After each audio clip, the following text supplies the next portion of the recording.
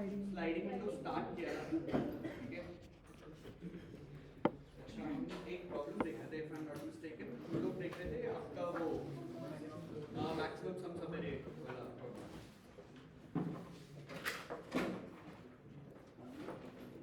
मैं तो आप लोगों को ना एक दो प्रॉब्लम और दिखा दूंगा, ठीक है।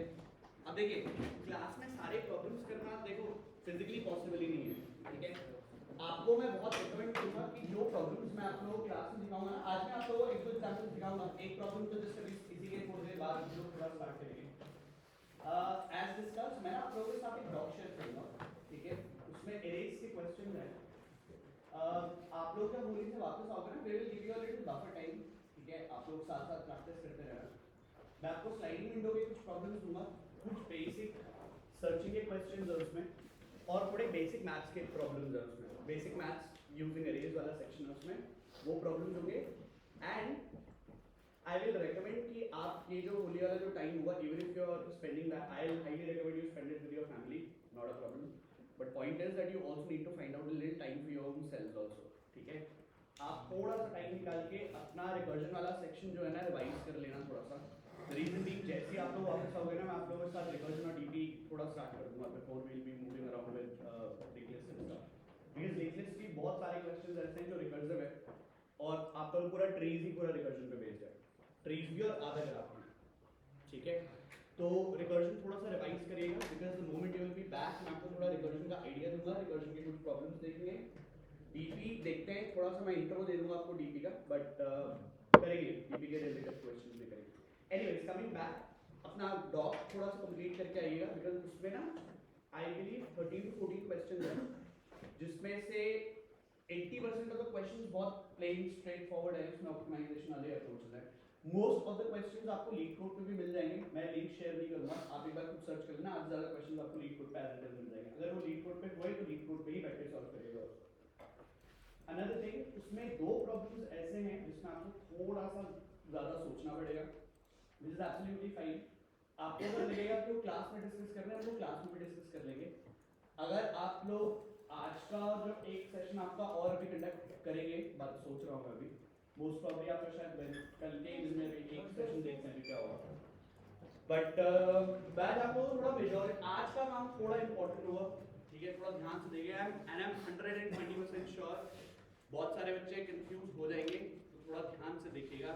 If you want me to repeat anything और stop anywhere if I will be moving fast, please do let me know, ठीक है। बिकॉज एक्सपेक्टेड ये है कि आपको बेसिक्स आते हैं, अब आपको कितने बेसिक्स आते हैं वो तो आप ही बता पाओगे, ठीक है। चलो, कल हम लोगों ने एक प्रॉब्लम देखा था, यही वाला मैक्सिमम सम सब एरे। इसमें हमारे पास 2 से 3 कुछ कंडीशंस दे रही थी, और बेस्ड ऑन दोस कंडीशंस हमको प्रॉब्लम सॉल्व करना था। एक तो हमको ये बताया हुआ था कि देखिए, पहले आपको प्रॉब्लम आइडेंटिफिकेशन पहले देखना पड़ेगा। प्रॉब्लम आइडेंटिफिकेशन मैंने 2 से 3 चीजें बताई हैं आपको। एक चीज, आपके पास कभी भी सब एरे या सबस्ट्रिंग से रिलेटेड क्वेश्चंस आए तो one first thing that should hit in your mind should be sliding. Another thing, कभी भी आपको प्रॉब्लम में ऐसा बोला गया हो कि repeated elements are not allowed और find distinct elements, the first thing और a first data structure that should come into your mind is map और सेट, ठीक है। सेट यूज कर लो चाहे मैप यूज कर लो, दोनों एक जैसे ही काम करते हैं। मैप में आपके पास की वैल्यू पेयर होती है, सेट में आपके पास की वैल्यू नहीं, सिर्फ एक ही पेयर को आप डिस्टिंक्टिवली स्टोर करने की कोशिश करो। आज जो कल मैंने आप लोगों को बताया था एरे लिस्ट एंड एरे वाला सेक्शन, उसके रिलेटेड भी मैं आज आप लोगों को कुछ प्रॉब्लम दिखाता हूं, but first let's come back to this problem. इसमें कल हम लोगों ने स्लाइडिंग विंडो की एक अप्रोच डिस्कस करी थी। वो कुछ अप्रोच कुछ ऐसी दिखती थी कि like if you are given with an array, आपको एक एरे दे रखा है और उस एरे में मान लीजिए कुछ एलिमेंट्स रखे हैं, मैंने कहा 3 1 2 4 एंड 5 ऐसे, ये आपका एरे है, ठीक। इस एरे में अब मेरे को एक k वैल्यू दे रही थी। अब वो k वैल्यू कुछ भी हो सकती है, वो मुझे पता नहीं, अज्यूम कर लेते हैं हमको k वैल्यू दे रही थी 3 या 2, सही है। अब आप पहले प्रॉब्लम को ये आइडेंटिफाई करिए कि आपके पास एरे दे रखा है, आपको k बता रहा है, एक ऐसी लेंथ होगी जो फॉर द एंटायर प्रॉब्लम कभी चेंज नहीं होगी, आपको हमेशा फिक्स लेंथ का ही सब एरे निकालना है। और इस केस में आपको ये पता है कि ये problem sliding window with fix length का प्रॉब्लम है। 2 टाइप के स्लाइडिंग विंडो बताया था मैंने आपको, अभी इसी का दूसरा टाइप मैं दिखाऊंगा अभी आपको थोड़ी देर में। इस केस में आप पहले ये समझो कि आपका पहला आंसर आपको पहले ही गिवन होगा, जिस केस में आपको k की वैल्यू निकालनी होगी। आप स्टार्ट करोगे, अब थोड़ा ध्यान देना, आप स्टार्ट करोगे और मैं एग्जैक्ट यही कोड करने वाला हूं, मैंने समझा रहा हूं। आपको स्टार्ट करना होगा 0 इंडेक्स से और आप जाओगे पहले विंडो के केस में कहां तक k। तो मैं क्या कर रहा हूं, मैं 0 से लेकर 3 तक एक लूप चलाने वाला हूं और I should actually not call it k, I should actually call it k-1 to be even more precise. तो 0 से लेकर k-1 तक का अपने को विंडो बनाना पड़ेगा। वो जो पहला विंडो बनेगा उसमें देखो हर एक एलिमेंट पे जाके उस हर एक एलिमेंट को ऐड करना पड़ेगा। तो मैंने क्या किया, मैंने अपने लिए सबसे पहला सम निकाला और जो भी मेरे पास पहला सम आया वो पहला सम आया मेरे पास 3 + 1 + 2, जो ये आंसर आया होगा लेट्स से 6। सही है। ये अब थोड़ा ध्यान देना, ये पहला विंडो ऐसा था जिसमें मैंने एक्चुअल कैलकुलेशन करी है। मैंने हर एक एलिमेंट को इंडेक्स बाय इंडेक्स उठाया है और उसको फिजिकली ऐड किया है हर एक एलिमेंट को और फिर मेरे पास पहला सम आया है। अब अगर आप वापस प्रॉब्लम पे जाए तो उसने आपसे सारे सब एरेज का सम नहीं पूछा, उसने आपको एक और कंडीशन दी है कि मेरे को इन सारे सब एरेज में से एक ही विंडो साइज चाहिए या एक ही विंडो ऐसा चाहिए जिसका सम सबसे मैक्सिमम हो। तो एक कॉमन सेंस लगाइए, अगर मुझे ऐसा करना हो तो मैं क्या करूंगा इस केस में? लेंथ तो देखो चेंज होगी नहीं, लेंथ तो छोड़ दो, लेंथ तो फिक्स्ड है मेरे पास। मुझे मैक्सिमम सब एरे को रखना था अपने पास, मैं क्या करूं? एक मैक्स वेरिएबल ले लेते हैं, makes a lot of more sense. तो मैंने क्या किया, मैंने एक मैक्स वेरिएबल लिया, उसको मैंने इनिशियलाइज किया 0 से। जैसे ही मेरे पास पहले विंडो का सम निकल कर आया, मैंने कहा ये मेरे पास एक पॉसिबल सॉल्यूशन हो सकता है। अब वही जो मैंने कल आप लोगों के साथ डिस्कस करी थी बात कि अगर इस विंडो के बाद अगर सारे एलिमेंट स्मॉल हुए तो यही पहला विंडो का सम मेरे पास मैक्सिमम सम हुआ। तो मैं आपको ये कह रहा हूं कि ये मेरा पहला प्रोस्पेक्ट सॉल्यूशन है, ये हो सकता है, अभी आगे चेक करके पता चलेगा, बट हाँ ये मेरे पास एक प्रोस्पेक्ट सॉल्यूशन हो सकता है। Then what should I do? मेरे को पहला विंडो निकाला, मैंने मैक्स को मैंने इनिशियलाइज किया 0 से, पहला सम निकल कर आया, क्या करूं उस पहले सम से? मैं इसको मैक्स में स्टोर कर लेता हूं, makes a lot of more sense. तो मैंने कहा जैसे ही मेरे पास पहला सम आया, मैंने कहा ये 6 हो गया। मीनिंग मैंने अपने पहले विंडो को देखा, पहले विंडो को जैसे देखा जो भी सम निकल कर आया, मैंने कहा शायद ये मैक्स हो सकता है, शायद। फिर अब थोड़ा ध्यान देना है यहां से, ये है आपका स्टेप 1। अब इसके लिए ना मैं एक बहुत बेसिक सा कोड लिख रहा हूं, जरा इसको देखिएगा। ये प्रॉब्लम आप खुद सॉल्व करोगे, मैं नहीं करूंगा, मैं आपको क्रक्स बता रहा हूं, मैं कंपाइलर पे सॉल्व कर रहा हूं, लीड कोड पे सॉल्व आप करोगे, ठीक। इसके नेक्स्ट वाला क्वेश्चन लीड कोड पे हम लोग साथ में सॉल्व करेंगे तो बट ये वाला प्रॉब्लम आप खुद से निपटाइएगा। इसी के साथ एक और प्रॉब्लम मैं आपको अभी जस्ट थोड़ी देर में दिखाने वाला हूं। So what are we exactly trying to do, अगर मैं आपको दिखाऊं तो हम लोग एक मैक्सिमम सम सब एरे निकालने की कोशिश कर रहे हैं, जिसमें अगर आप अपने कोड को देखो, फिर वापस से इस लीड कोड के प्रॉब्लम को देखो और इसके कोडिंग सेक्शन पे आओ, तो इसने मैक्सिमम सब एरे सम नाम से एक फंक्शन बनाया है और इसमें आपके पास नम्स टाइप की एक इंटीजर वैल्यू आई है और आपने एक इंट के नाम से एक वेरिएबल और लिया है। तो मैं ऑलमोस्ट ऐसी सिचुएशन बनाने की कोशिश कर रहा हूं। यहाँ पे मैंने कहा मेरे पास एक एरे आएगा और इसी के साथ मेरे पास एक के आएगा, और अगर आप अपने प्रॉब्लम पे देखें तो उसने आपसे लॉन्ग वैल्यू रिटर्न करने के लिए बोली है, हम भी लॉन्ग वैल्यू ही रिटर्न करते हैं। हमने कहा पब्लिक लॉन्ग और जो भी मेरा मैक्सिमम सम सब है, जिसका नाम भी अगर सेम रखना है तो नाम भी सेम, ठीक। तो मैं ये फंक्शन बनाने की कोशिश कर रहा हूँ। ये फंक्शन काम वैसे ही करेगा, the only thing this will not cater is duplicate elements, वो आप मैथ से करेंगे। ठीक, मैं आपको क्रक्स समझा रहा हूँ, आपको लॉजिक समझा रहा हूँ, ठीक। हमने क्या किया था, फिर वापस से देखो, हमारे पास एक एरे आया था नम्स नाम से और उसी में हमको पहली के वैल्यू मिली, हमने पहला विंडो बनाया और पहला सम निकाला और पहले सम को जाकर मैक्स वैल्यू में स्टोर कर दिया। एग्जैक्ट वही कोड कर रहा हूं मैं, ध्यान से देखिएगा। तो मैंने कहा एक लॉन्ग मेरे पास मैक्स नाम से एक वैल्यू होगी जो अभी इनिशियलाइज्ड है 0 से, ठीक। यही हुआ मेरा वो सम जिसको मैं रिटर्न करने वाला हूं, तो मैंने कहा रिटर्न मैक्स, ठीक। अभी इस मैक्स को अपडेट करेंगे। अलोंगसाइड विद दैट मुझे एक वैल्यू, बस मेरे को यही रखना था, मैक्स था, मैं एक वेरिएबल और ले रहा हूं कॉल्ड सम, इसको मैं 0 से इनिशियलाइज कर रहा हूं फॉर नाउ, ठीक। कोई दिक्कत तो नहीं है, ठीक है। मैंने एक लूप चलाया, मैंने कहा फॉर इंट आई, कहां से स्टार्ट करूं? देखो देखो बोर्ड पे देखो, कहां से स्टार्ट करूं? 0, कहां तक जाऊं? k।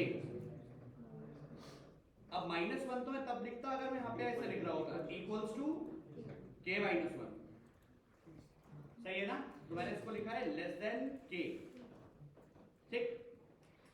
सो 0 से लेकर k तक जाऊंगा और जो भी मेरे को एलिमेंट ARR I मिलेगा या नम्स I मिलेगा, उसको नम्स लेना है नम्स ले लो, जो भी मेरे को नम्स I मिलेगा उस नम्स I का मैं क्या करूंगा, सम में ऐड करता हुआ चलूंगा हर एक नम्स I, ठीक है? कोई दिक्कत तो नहीं है? फिर क्या करना था, मैक्स में उसको स्टोर करना था। तो स्टोर करना है तो आप सीधा इसको डायरेक्टली भी लिखना चाहो तो डायरेक्टली भी लिख सकते हो, आपने कहा मैक्स इक्वल सम। कोई दिक्कत तो नहीं भाई? नो सर, कंडीशन लगाने अगर पॉजिटिव एलिमेंट हो दिक्कत नहीं है। हाँ सर अगर मैक्सिमम सम यही हुआ और होल्ड अप क्या कह रहे हैं सर? सर अगर के मैक्सिमम सम फर्स्ट वाला ही हुआ और उसके बाद नेक्स्ट में चले जाएंगे तो फिर अभी तो अपडेट होगा, ये दिक्कत नहीं होगा। अभी तो पहले विंडो का सम निकाला है, अभी बाकी विंडोज तो कैलकुलेट नहीं करी, तो विंडो 1 की बात कर रहा हूं मैं। विंडो 1 को अगर आप थोड़ा ध्यान से देखो, ये विंडो 1 एक ऐसा विंडो है जिसको आपको मैन्युअली निकालना पड़ेगा। याद करो मैंने कल आप लोगों को एक टेस्ट केस सिचुएशन दिया था कि मिलियन वैल्यूज दे रखी है और 10,000 का विंडो साइज दे रखा है, तो लेकिन पहले विंडो का सम तो भाई एक एक करके एलिमेंट को निकालना ही पड़ेगा, पहला सम तो निकालना पड़ेगा। पहला सम जब निकल जाएगा उस पहले सम को आप यूज करना स्टार्ट कर सकते हो। What do I mean exactly?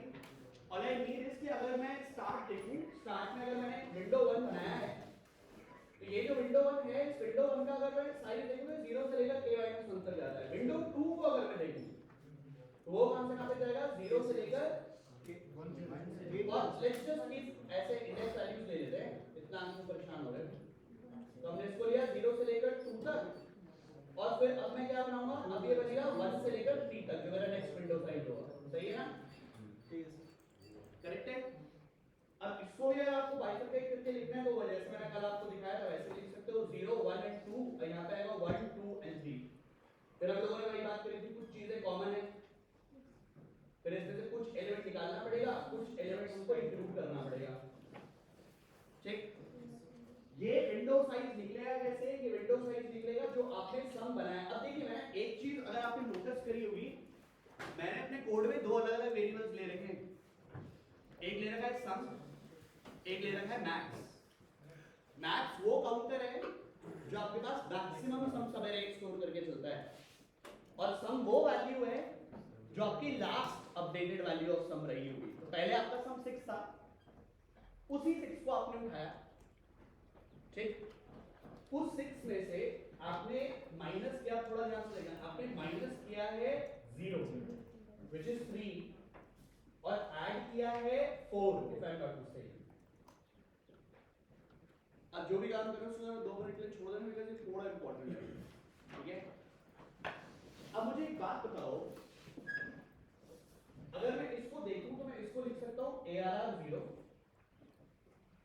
ठीक है? और इसको लिखना चाहूं तो मैं लिख सकता हूं ARR of 3,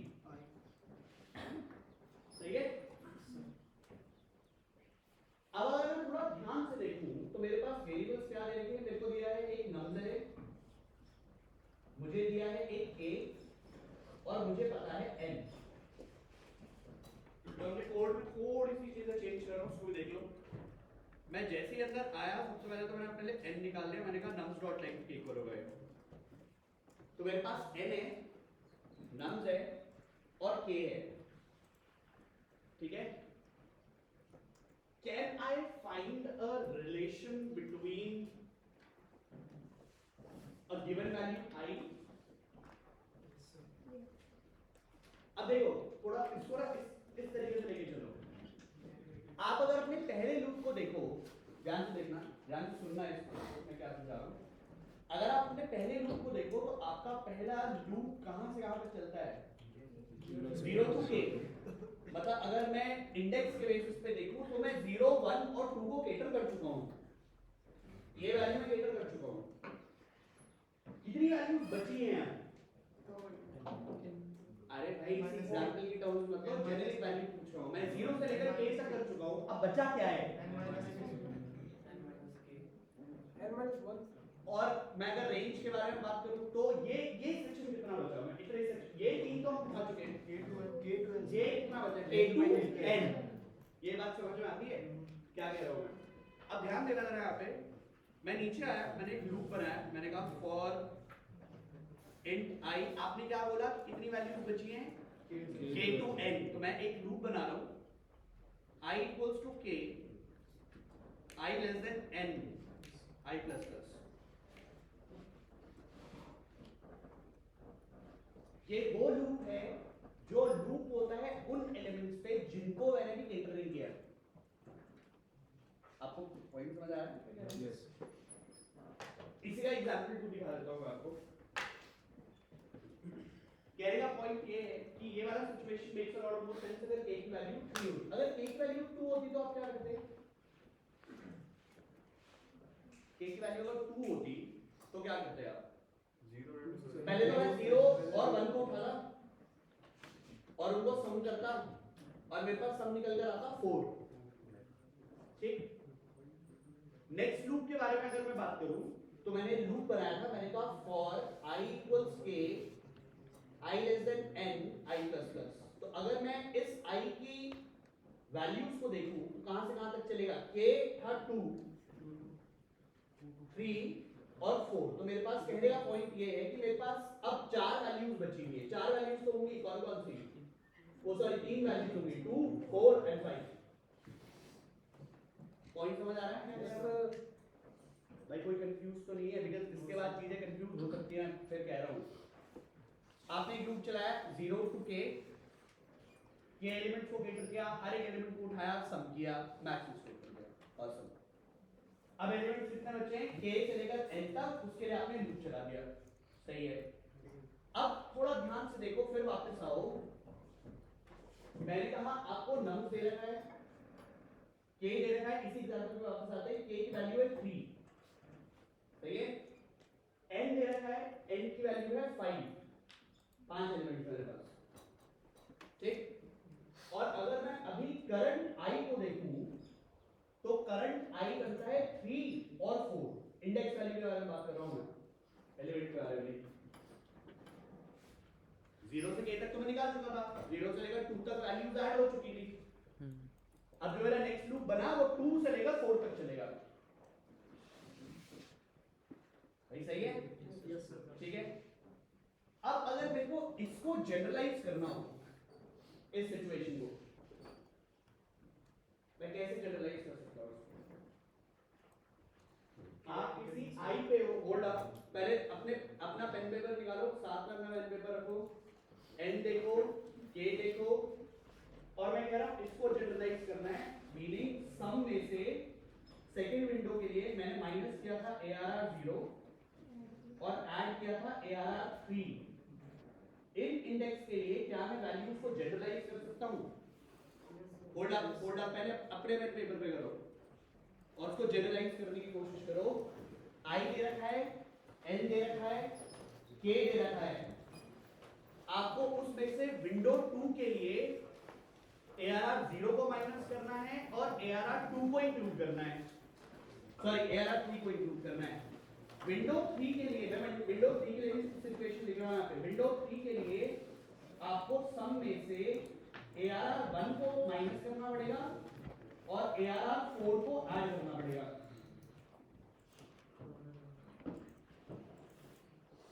क्या मैं इसके लिए सिचुएशन जनरलाइज कर सकता हूं? अगर मेरे को I दे रखा है, iterating on the values which were not a part of the सम।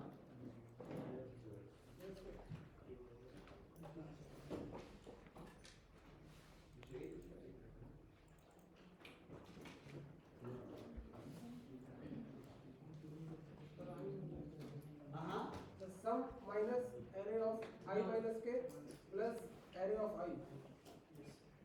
आप ऐड देखो क्या कर रहे हो?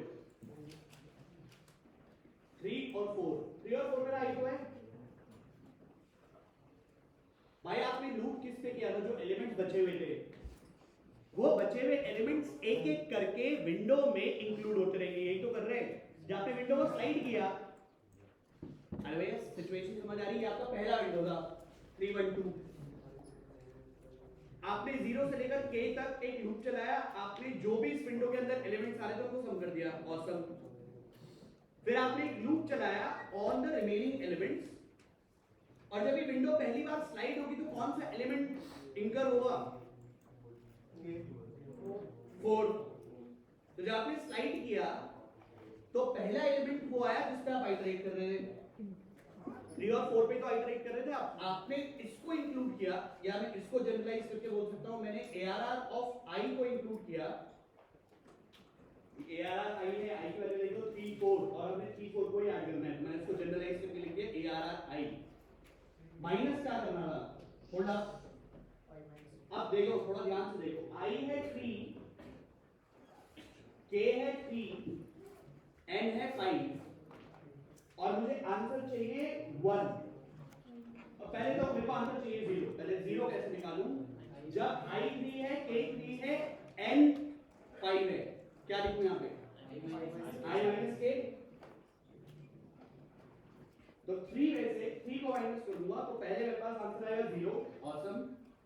और फिर जब मेरा i 4 बन जाएगा तो मैं 4 में से 3 को माइनस करूंगा तो मेरे पास फिर आंसर आएगा ARR 1। और जो भी मेरे पास पुराना सम चल रहा था उस पुराने सम में से ARR of i minus k को माइनस करूंगा और nums i को मैं ऐड कर दूंगा। मैं भाई एग्जैक्ट कोड यही लिख रहा हूं। अब थोड़ा ध्यान देना, मेरे पास पुराना सम था,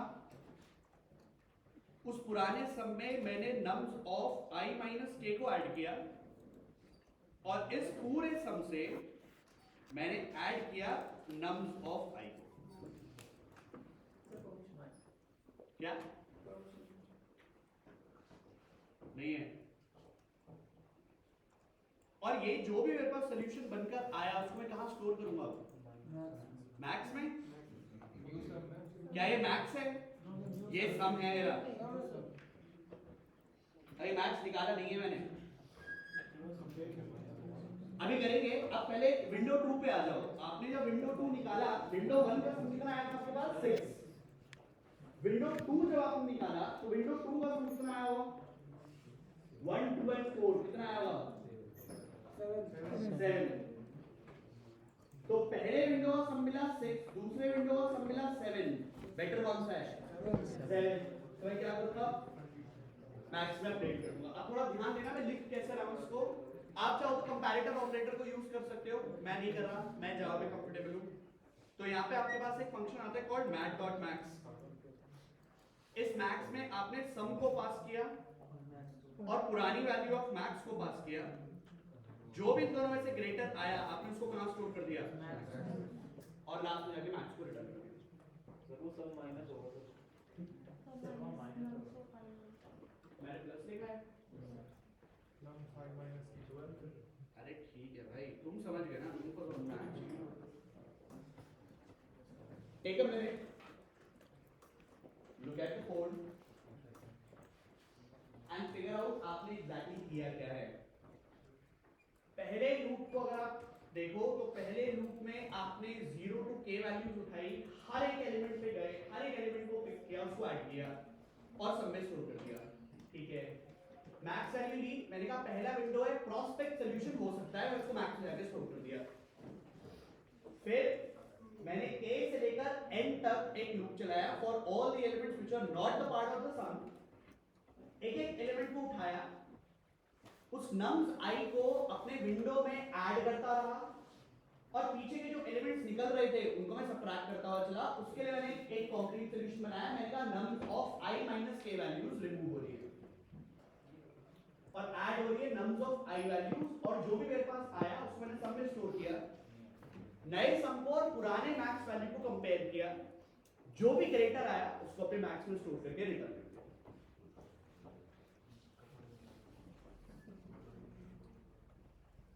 एनी इश्यूज? कोई दिक्कत है? पेन पेपर लो, कोड को देखो, कोई भी आर्बिट्रेरी अरे लो, कोई भी आर्बिट्रेरी के लो और देखो does this make sense. Take 2 minutes, try run for your own good. अपने समझने के लिए एक बार खुद अपने आप ट्राई रन करके देखो इसको।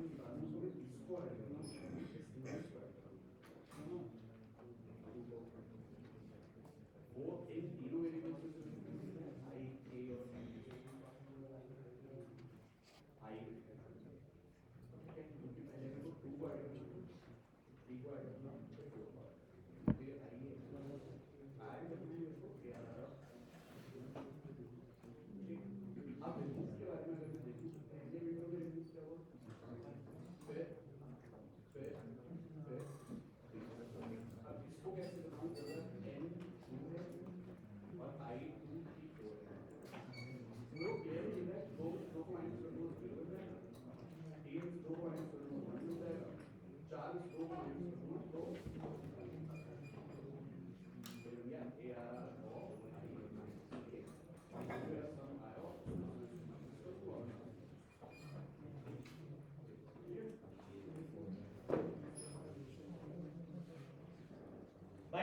समझ आ गया क्या सिचुएशन क्या है? एक बार इसको ट्राई रन करके देखते हैं. Let's see if this works out fine और not.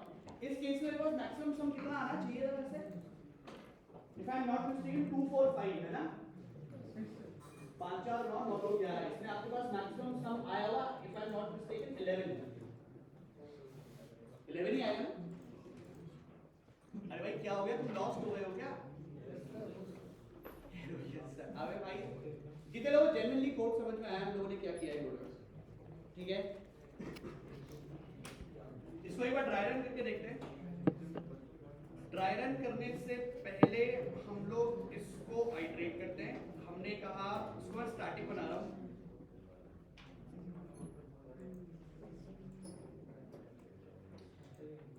So I will print maximum sum सवेरे. I'll pass in the value of ARR, pass in the value of K. मैंने K लिया नहीं है, K को ले लेते हैं इसके ऊपर. हमने कहा int K. I will give you time for discussion. अभी थोड़ा शांत हो जाओ.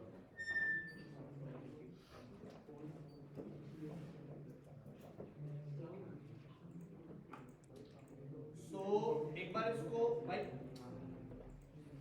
छोड़ो.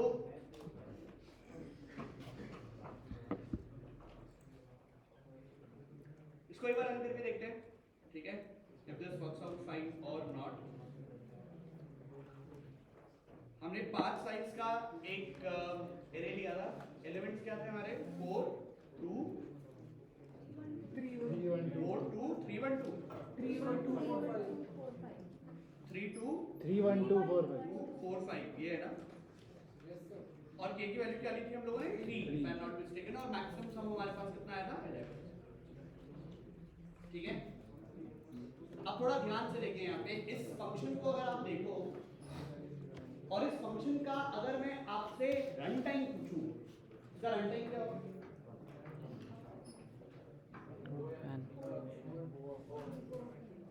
वर्स्ट केस रनिंग टाइम क्या होगा इसका? n कैसे? अगर आप अपने लूप को देखो तो आपका पूरा 0 to n दो सेक्शन में बाइफरकेटेड है. 0 to k और k to n. अगर मैं दोनों लूप को देखूं तो मेरा ऊपर वाला लूप चलता है big O of k और नीचे वाला लूप चलता है big O of n minus k. भाई समझ आया क्या? अगर मैं दोनों को कंबाइन करूं तो मेरे पास सिचुएशन आएगा पूरा 0 to n which is basically big O of n. अगर मैं 0 और n को दो पार्ट्स में डिवाइड कर दूं तो मेरा ऊपर वाला लूप चला है 0 से लेकर k तक और नीचे वाला लूप चला है k से लेकर n तक. दोनों अगर मैं ऐड कर दूं तो ऐड करके मेरे पास जो बिगो निकल कर आएगा वो बिगो निकल कर आएगा n 128. अब अगर अपने ब्रूट फोर्स पे जाओ, आपका ब्रूट फोर्स चलता हुआ n स्क्वायर, जहां पे आप सारे पॉसिबल सब एरेज निकाल रहे थे. फिर उन सारे सब एरेज को ले रहे थे जिनका लेंथ k था और फिर आप उन सारे सब एरेज को निकालकर उसमें से मैक्सिमम फाइंड आउट कर रहे थे. This is a much better approach if you say that. Sorted है? अब इसमें आपको इसी पूरे कोड में एक कंडीशन और ऐड करनी पड़ेगी. वो खुद कर लेना. कौन सी कंडीशन है वो? कि जिसको आप nums i बोल रहे हो, जिसको आप बार बार इंक्लूड कर रहे हो, nums i समझ रहे हो ना मैं क्या बोल रहा हूँ? जो इंक्लूड हो रहा था बार बार, आप हर एक एलिमेंट पे जा रहे थे, उसको इंक्लूड कर रहे थे. पहले इंक्लूड हुआ था 4, फिर इंक्लूड हुआ था 3, या सॉरी पहले इंक्लूड हुआ था 3, फिर इंक्लूड हुआ था 4. एक्सक्लूड करने के टाइम पे जब आप एक्सक्लूड कर रहे थे तो आपने एक्सक्लूड किया था पहले 0 को फिर 1 को. जो एलिमेंट्स इंक्लूड होंगे कॉल्ड nums i, आपको चेक करने पड़ेंगे कि वो nums i मेरे मैप में ऑलरेडी है या नहीं. अगर है तो उस ARR i को या nums i को आप स्किप कर दोगे और आगे चले जाओगे. कहने का पॉइंट ये है कि आप जो भी कैलकुलेशन कर रहे हो, जिस भी nums i को उठा रहे हो, जिस भी एलिमेंट को आपने सम में पिक किया है, उस एलिमेंट को आपको मैप में जाकर ऐड करना पड़ेगा. आप जब अपने पहले विंडो पे आओगे तो पहले विंडो में ही आते ही आपको चेक करना पड़ेगा कि सारे के सारे एलिमेंट्स डिस्टिंक्ट हैं या नहीं है। For example just to give you a little idea what I mean by that, all I mean is कि अगर मान लीजिए आपको एक नम्स दिया होगा और उस नम्स में वैल्यूज होती है, नम्स को देखिए जरा, मैंने कहा नम्स गिवन होता आपको और नम्स में वैल्यूज होती 2, 2, 2 और आपको k दिया होगा 3 लेट्स से। इसके लिए मैक्स क्या आएगा? 0, क्योंकि मैं बना ही नहीं पाऊंगा, मेरे पास कोई भी ऐसा सवेरे बनेगा ही नहीं जो लेंथ k का होगा, क्योंकि मेरे पास तीन ही एलिमेंट्स रहेंगे और तीनों डुप्लीकेट है। तो आप जो पहला विंडो बनाओगे और पहले विंडो में जो नम्स आई लोगे, उन नम्स आई को आपको चेक करते रहना पड़ेगा कि ये पहले से मैप में है या नहीं। अगर नहीं है तो ऐड कर दो, है तो स्किप कर दो। तो फिर सर अगर स्किप कर देंगे तो सब एरे कैसे होगा सर? स्किप कर देंगे कहने का मतलब है आपको लेफ्ट को आगे बढ़ाना पड़ेगा। सर स्किप कर देंगे तो सम को पहले पूरा 0 करेंगे फिर अरे भैया पॉइंट समझो, सर लेफ्ट को 3 + 1 पे डालना पड़ेगा।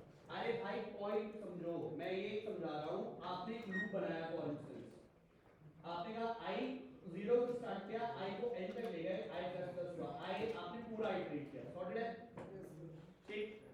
अब i आपने अपने लिए सम बनाया, थोड़ा ध्यान देना यहाँ पे, आपने सम बनाने से पहले एक मैप बनाया हुआ है यहाँ पे। वो मैप किस टाइप का बनेगा बाय द वे? कौन कौन सी वैल्यूज होंगी उसमें? की तो होगा मेरा इंटीजर, और वैल्यू क्या होगी भाई? डुप्लीकेट निकाल रहे हो यार, थोड़ा समझो ना। मैं वही कह रहा हूँ, थोड़ा कॉमन सेंस लगाया करो। आपको मैप बनाना है, सेट बनाना है, सेट बना लो। आपको मैंने मैप पढ़ाया, मैप के टर्म्स बता, आपको आपको क्या करना था? आपको ये चेक करना था कि डुप्लीकेट ना हो। डुप्लीकेट कब होते हैं? डुप्लीकेट का मतलब क्या होगा? मैं डुप्लीकेट पूछूं आपसे, डुप्लीकेट एलिमेंट का मतलब क्या होगा? कि एक ही एलिमेंट एरे में फिर वापस आया है। तो एक काम कर लेता हूं, मैं अपने लिए एक मैप बना लेता हूं। उस मैप में मैं मैप करूंगा ARR I को उसकी फ्रीक्वेंसी से, क्यों कितनी बार आया है। सही है? तो मैंने मैप बनाया इंटीजर टू इंटीजर का, और मैंने इसको बोल दिया मैप है। मैं जैसी फंक्शन के अंदर आया, मैंने सबसे पहले चेक कर दिया, मैंने कहा इफ मैप डॉट कंटेन्स की, और वो कंटेन्स की आपने बनाई है ARR और नम्स ऑफ I। मैंने कहा अगर ये हुआ तो I ++ हो जाएगा। I ++ का मतलब समझे? वो एलिमेंट मेरे विंडो का पार्ट ही नहीं होगा, मैं लेफ्ट को आगे बढ़ा दूंगा। लेफ्ट समझे ना? लेफ्ट का मतलब क्या होगा? लेफ्ट बेसिकली आपका स्टार्ट होगा यहां से, ये होगा आपका लेफ्ट और ये n होगा आपका राइट। आप विंडो साइज जब स्टार्ट करोगे, आपका विंडो साइज स्टार्ट होगा 0 0 से, यहां से स्टार्ट होगा, ये होगा पहला विंडो साइज। अगर ये डुप्लीकेट आया, मान लेते हैं ये वाला एलिमेंट पहले मैप में रखा हुआ था, तो मैं कह रहा हूं मैं अपने एरे को या सब एरे को यहां से स्टार्ट नहीं करूंगा, मैं इसके आगे वाले जगह से स्टार्ट करूंगा। यहां से बनेगा मेरा लेफ्ट को स्किप करके आप आगे चले गए, फिर एलिमेंट उठाया, फिर चेक किया वो मैप में नहीं, अगर मैप में है तो फिर आगे चले गए, नहीं है तो आपने अपनी विंडो साइज को इंक्रीज कर दिया। विंडो साइज इंक्रीज करने का मतलब ये हुआ कि मेरे को पता चला ये दोनों एलिमेंट्स तो डिस्टिंक्ट थे, मैंने विंडो के साइज में से राइट को इंक्रीमेंट कर दिया और मैंने विंडो साइज बना दिया 2। ये कब तक चलेगा? जब तक ये विंडो साइज k ना बन जाए। बाद में मेरे पास पहला सम आएगा, उसको मैं फिर वापस मैक्स में स्टोर करूंगा और फिर अपना काम करना फिर वापस स्टार्ट करूंगा। बस एक चीज का ध्यान रखना है, कोड यही हुआ। एक चीज इसमें चेक करनी पड़ेगी, जिस नम्स i को आप ले रहे हो वो मैप में एग्जिस्ट करता है या नहीं करता है। अगर करता है तो आप लेफ्ट को इंक्रीमेंट कर दोगे, अगर नहीं करता है तो आप अपने विंडो साइज को इंक्रीमेंट कर दोगे। फॉर हाँ बोलो 2 3 2 3 4 4 4 4 5 6 5 6 5 6 6 6 k की वैल्यू बताओ 3 3। अब खुद सोच के देखो,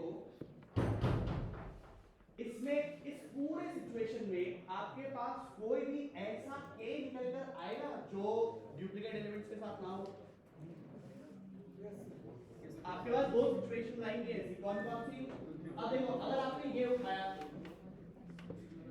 तो आपके पास डुप्लीकेट एलिमेंट्स नहीं आएंगे, बट अगर आपने ये उठाया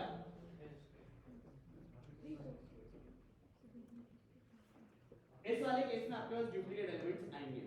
भाई बताया ना आपको, आपने लेफ्ट स्टार्ट किया 0 से, राइट भी आपने लेफ्ट से आपने स्टार्ट किया 0 से। आपको मैंने कहा था विंडो साइज बनाना है इक्वल्स टू k।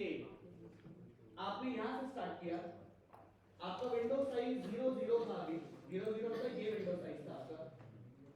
लेफ्ट से स्टार्ट किया, राइट से स्टार्ट किया, लूप बनाया, मैंने कहा for i 0 to i n i plus plus. अब मैंने यहाँ पे चेक किया, जैसे मैं आया मैंने कहा if nums of I, और I should say if map dot contain में c लिख रहा हूँ यहाँ पे nums of I, अगर वो nums of I ऑलरेडी आपके मैप में है तो आपको क्या करना था? आपको लेफ्ट को प्लस प्लस करना था, एल्स आप राइट को प्लस प्लस करते और अपना विंडो साइज इंक्रीमेंट करते यहां से लेकर यहां तक। ये इंक्रीमेंट कब तक चलता रहता? क्या कर रहे हो?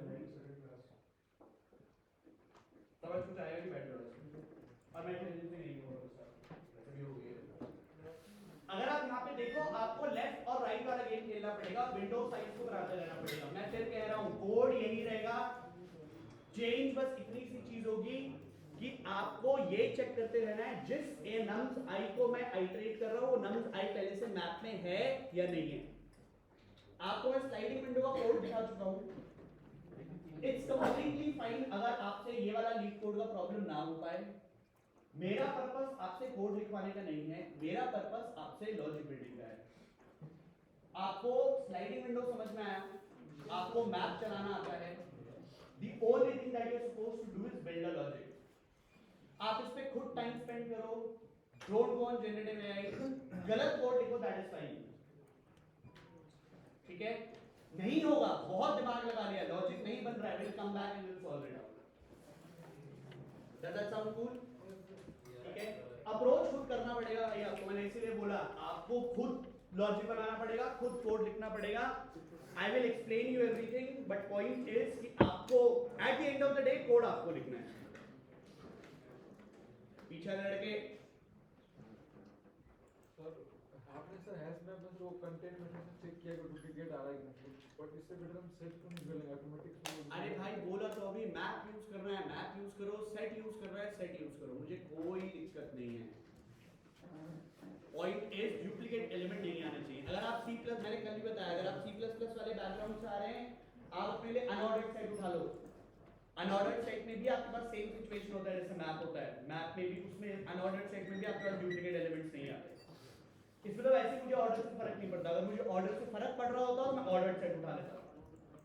सर जैसे कोई सब एरे रहेगी, अगर उसके अंदर डुप्लीकेट एलिमेंट है तो हम उस डुप्लीकेट एलिमेंट को डिस्कार्ड करके नेक्स्ट एलिमेंट पे चले जाएंगे या फिर उस पूरी सब एरे को डिस्कार्ड करके भाई सब एरे को डिस्कार्ड होगा, तभी तो मैं कह रहा हूं लेफ्ट को आइटरेट करना है। लेफ्ट को आइटरेट करने का मतलब समझना भाई, लेफ्ट स्टार्ट कहां से हुआ? 0 से।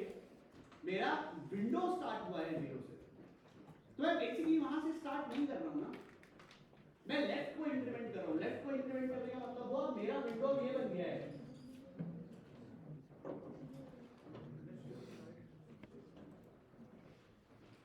नहीं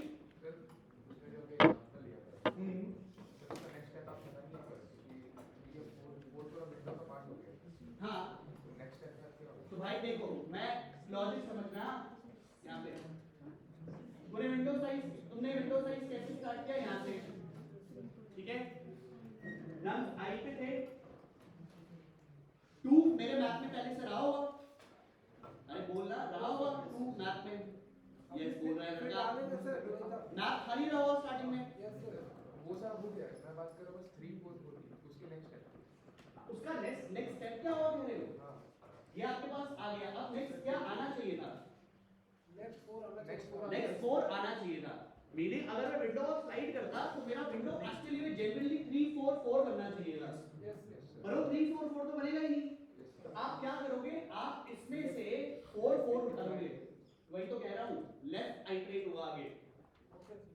फिर 4 4 आएगा, फिर आपको फिर दिखेगा यहाँ पे तो डुप्लीकेट एलिमेंट्स फिर आ गए हैं, फिर आप क्या करोगे, लेफ्ट को फिर इंक्रीमेंट करोगे, फिर ये 4 पे आ जाएगा।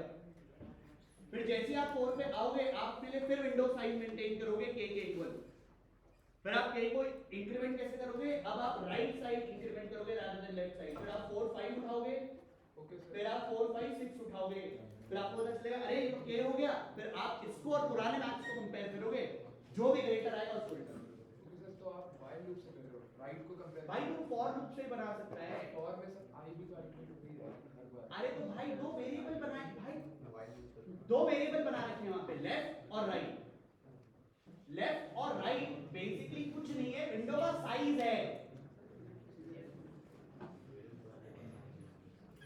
कितने लोग कंफ्यूज हैं भाई अभी भी?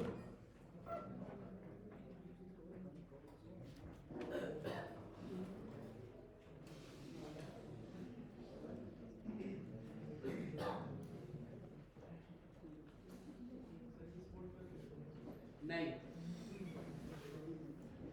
मैंने कर दिया, तुमने क्या किया? मैंने आगे इंपोर्ट सॉल्व करना है यहाँ पे, इस बोर्ड, अच्छा इस बोर्ड पे मैंने कहा बोर्ड करूंगा। भाई देखो सिंपली इधर देखो, बहुत बहुत बेसिक सा सिचुएशन है, एक एरे दे रखा है, एरे का एलिमेंट बताना भाई वहीं से जो तुमने एरे बताया था, 2 3 4 2 3 4 4 5 6 5 और एक और एलिमेंट है इसमें 6, ये आपका नंबर है, ठीक, 0 1 2 3 4, k की वैल्यू कितनी थी? 3, सही है? ध्यान से देखो भाई, बहुत इजी सिचुएशन है, बहुत इजी सिचुएशन। मैंने क्या कहा, मैंने आपको सिंपली ये कहा कि नम्स के हर एक नंबर पर आकर वो नंबर एक सम निकाल कर बताएगा, ठीक।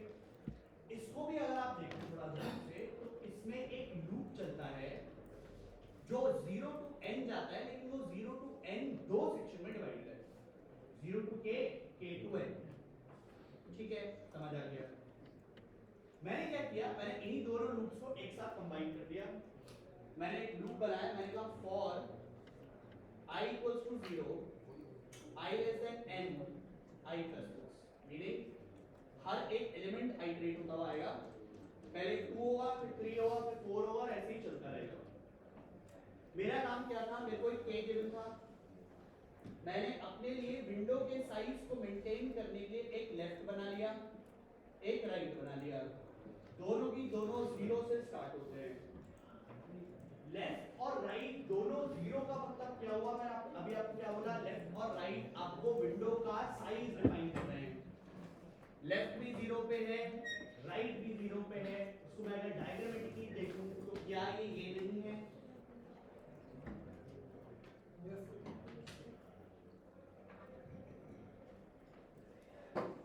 अब प्लीज इसके बाद कंफ्यूज मत होना, मैंने कहा अगर नेक्स्ट एलिमेंट मैथ में एग्जिस्ट करता है तो आपका लेफ्ट प्लस प्लस हो जाएगा और राइट भी प्लस प्लस हो जाएगा, मतलब आपने विंडो को स्लाइड करके अगले वाले एलिमेंट पे चले गए। कहने का पॉइंट ये कि आपने यहां से स्टार्ट किया था आई, आपने मैथ में कुछ रखा ही नहीं हुआ था, आपका मैथ एम्प्टी था,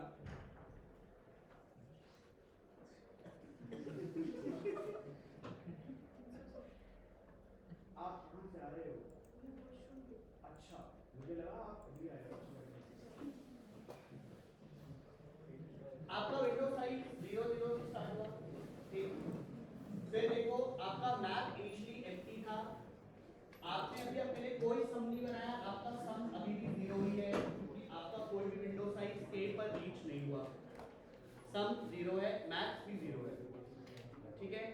आप यहाँ पे आए, मैथ में कुछ नहीं था, आपने लेफ्ट को भी स्टार्ट किया 0 से, राइट को भी स्टार्ट किया 0 से, ऑसम। आपने इसको मैथ में चेक किया, मैथ में ये था नहीं, आपने इसको मैथ में सोल्व कर दिया, आपने कहा 2 मैंने एक बार लिखा हुआ है, ठीक। इस केस में आप नेक्स्ट वाले एलिमेंट पे आए, नेक्स्ट वाले एलिमेंट पे आते ही आपने चेक किया क्या 3 मैथ में है, आपने कहा 3 तो मैथ में है ही, आपने कहा राइट प्लस प्लस और अपने लिए विंडो के साइज को इंक्रीमेंट कर दिया, ठीक। में आपके पास सम की वैल्यू निकल कर आएगी? नो नहीं, क्योंकि आपका लेफ्ट और राइट, केस को मैं अगर ऐसे बोलूं, right minus left plus 1 equals to k है ही नहीं।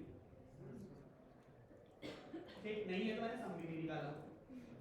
फिर मैं नेक्स्ट वाले एलिमेंट पे आया, नेक्स्ट वाले एलिमेंट को चेक किया क्या ये मैप में है। अच्छा, आपने 3 को भी देख लिया था तो आपने 3 को भी स्टोर कर दिया। नेक्स्ट वैल्यू पे आए, 4 को देखा, आपने कहा 4 मैप में है, आपने कहा नहीं है तो मैंने कहा ऐड कर दो, कर दिया। राइट को प्लस प्लस किया, फिर चेक किया राइट माइनस लेफ्ट प्लस 1, अगर क्या ये इक्वल टू k है या नहीं। अब मैं यहाँ पे देखूं तो राइट की वैल्यू है 2 पे, लेफ्ट की वैल्यू है 0 पे, तो 2 माइनस 0 तो 2 प्लस 1 3 इक्वल्स टू k, बिल्कुल सही है। तो विंडो साइज बन गया k।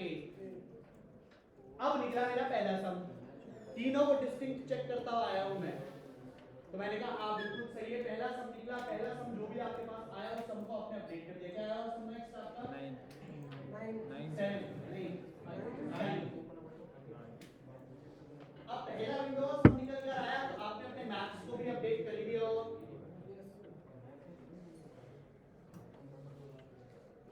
अब आप नेक्स्ट अब ध्यान से देखना, ये है देखने वाली चीज। आप नेक्स्ट एलिमेंट पे आए, अंदर आते ही आपने चेक किया 4 देखा हुआ है पहले, आपने कहा आया 4 तो देखा हुआ है पहले।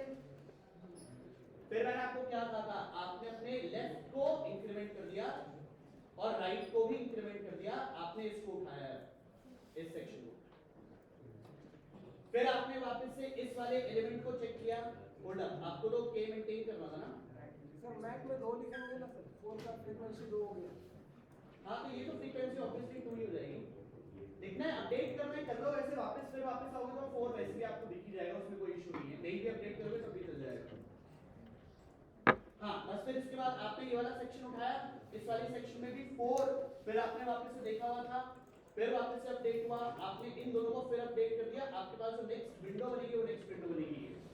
आप यहाँ पे आए, आपने 5 को चेक किया, 5 की केस में 5 आपके पास अवेलेबल नहीं था, 5 को लिया, 1 आया। फिर आपने अपना विंडो साइज चेक किया, 6 पे आए, 6 को देखा, 6 भी अपडेटेड नहीं था, आपने 6 को इंक्लूड कर दिया। 6 को इंक्लूड करने के बाद आपको पता चला कि आपका लेफ्ट और राइट ये था, right minus left plus 1 equals to k। फिर वापस आ गया, आपने फिर सम को निकाला, सम निकल कर आया 4 प्लस 5 प्लस 6, सम की वैल्यू कितनी आई? कितनी आई? 15। आपने इस 15 को पुराने मैथ्स को कंपेयर किया, कंपेयर करने के बाद आपने जो भी आपको मैथ्स में मिला उसको आपने रिटर्न किया।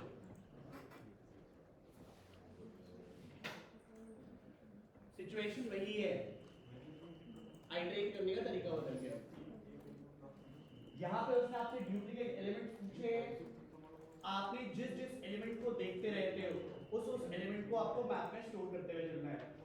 नेक्स्ट टाइम आप किसी नंबर i को देखोगे तो देखने से पहले, सम में ऐड करने से पहले ये चेक करोगे मैप में है या नहीं है तो आगे चले जाओगे, स्किप कर दोगे, लेफ्ट की वैल्यू को इंक्रीमेंट कर दोगे, और अगर नहीं देखा होगा तो राइट की वैल्यू को इंक्रीमेंट करते हुए आप अपने स्लाइड, अपने विंडो स्लाइड करते हुए चलोगे।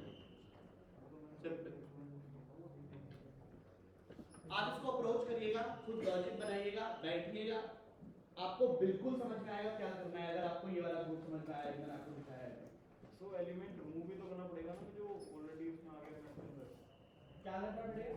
जैसे सर 5 6 है लास्ट में एलिमेंट, उसमें एक और एलिमेंट होता है। हाँ, तो तुमने लेफ्ट को इंक्रीमेंट किया तो ऑब्वियसली जो एक्सक्लूड हो रहा है उसको आप रिमूव करते रहोगे ना, तो ऑब्वियस सी बात है, तो डर सिचुएशन है। यस मैं इसीलिए कह रहा हूँ एक बार बैठ के लॉजिक बनाइएगा, आपको सब पूरा गेम समझ में आएगा क्या करना है। ठीक, अब मैं आपको एक प्रॉब्लम दिखा रहा हूँ। भाई कोई डाउट है तो प्लीज पूछ लो, बिकॉज़ इसके बाद मैं एक प्रॉब्लम और दिखा रहा हूँ, उसको सॉल्व मत करिएगा, वो सॉल्व होगा भी नहीं अभी आपसे, उसमें आपको थोड़ा सा कुछ और लगाना पड़ेगा, वो बताऊंगा मैं क्या करना है उसमें। मोस्टली आप इसको डीपी विद स्लाइडिंग विंडो से करना चाहो तो कर सकते हो, बट अभी इसको अप्रोच मत करिएगा। एंटायर आइडिया हियर इज कि आप उस प्रॉब्लम को पढ़ो और अपने लिए टेक्निक आइडेंटिफाई करो। अगर आपके दिमाग में पिक्चर बनना स्टार्ट हो गई होगी और टेक्निक को आइडेंटिफाई कर पा रहे होंगे, that is all that I need from you. ये लीड कोड हार्ड प्रॉब्लम है, ठीक है, इसलिए कह रहा हूँ अभी इसको अप्रोच मत करिएगा, अभी आप इसको अप्रोच करने के लायक नहीं है, ठीक, अभी करेंगे इसको साथ। इसका प्रॉब्लम का नाम है, हाँ, इस प्रॉब्लम का नाम है sliding window maximum.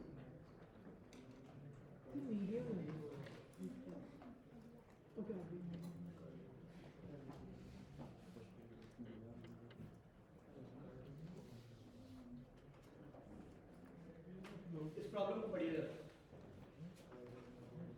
Take a minute maximum, take a minute, read the problem, look at the examples, look at what is expected as a return value, और इस प्रॉब्लम को थोड़ा सा समझो। तो प्रॉब्लम नंबर इज 239।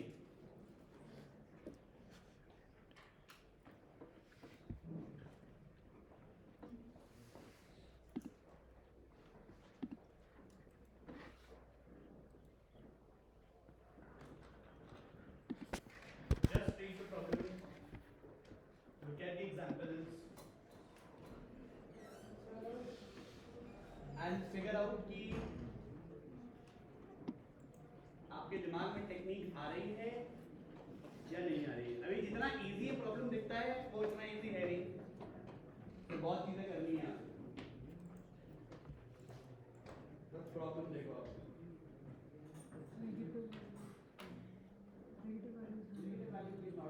सम में अगर आप सम कर रहे हो, how does negative values negative values तो इसमें भी हो सकती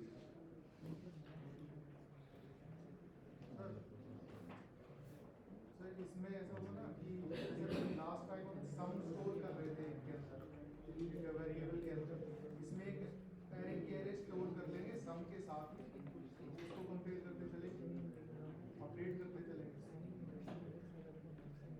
इसमें दो सिचुएशन आपके पास आप बस ये देखो, इसमें टेक्निक क्या लगेगी, कौन सी स्लाइडिंग विंडो, फिक्स लाइन, उसने आपको सवेरे पूछा हुआ है और लेंथ दे रखी है, और वो आपसे पूछ रहा है कि हर एक के सब, अब इसमें उसने कहीं पे डिस्टिंक्ट वैल्यूज के बारे में बात नहीं करी है, और ना वो डिस्टिंक्ट वैल्यूज में इंटरेस्टेड है, उसने कहीं पे भी डिस्टिंक्ट वैल्यूज के बारे में नहीं बोला, तो उनको क्लियरली दिख रहा है कि उसमें मैप लगाने की जरूरत भी नहीं है। दे देगा डिस्टिंक्ट वैल्यूज, तो मैप भी नहीं बनाऊंगा।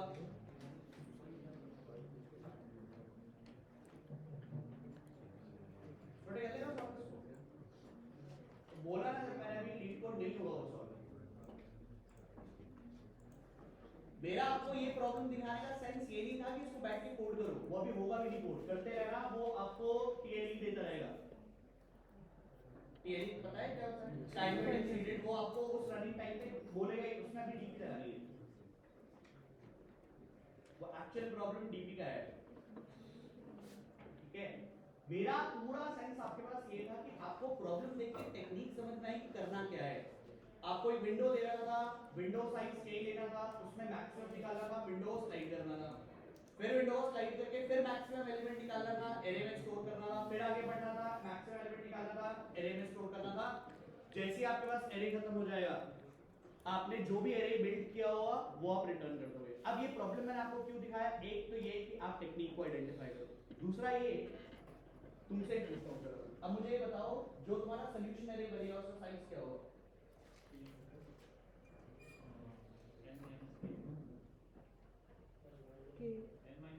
All I'm saying is you are supposed to return a array back. If you look back on the code, look at the code. You are supposed to return an array back. All I'm asking is what will be the size of the solution array which you are returning? अरे रुक तो जाओ. Number of sub-arrays with the length k. हाँ. Total number of elements in the solution array. Yes sir, this would have been like if how many sub-arrays you have with the length of k, that many elements will be. हाँ, so आप लिखोगे क्या? Size क्या बनेगा? Size would be n minus k, जो आपका total सब array सारे एलिमेंट्स होंगे, उसमें से आप k को माइनस करोगे, वो आपका एलिमेंट होगा। Just in case if you are not able to think this out, मैंने इसका टर्न अराउंड क्या बताया था आपको? Create an array list, keep on adding elements. Once your array is exhausted, convert that array list back into an array and return it back.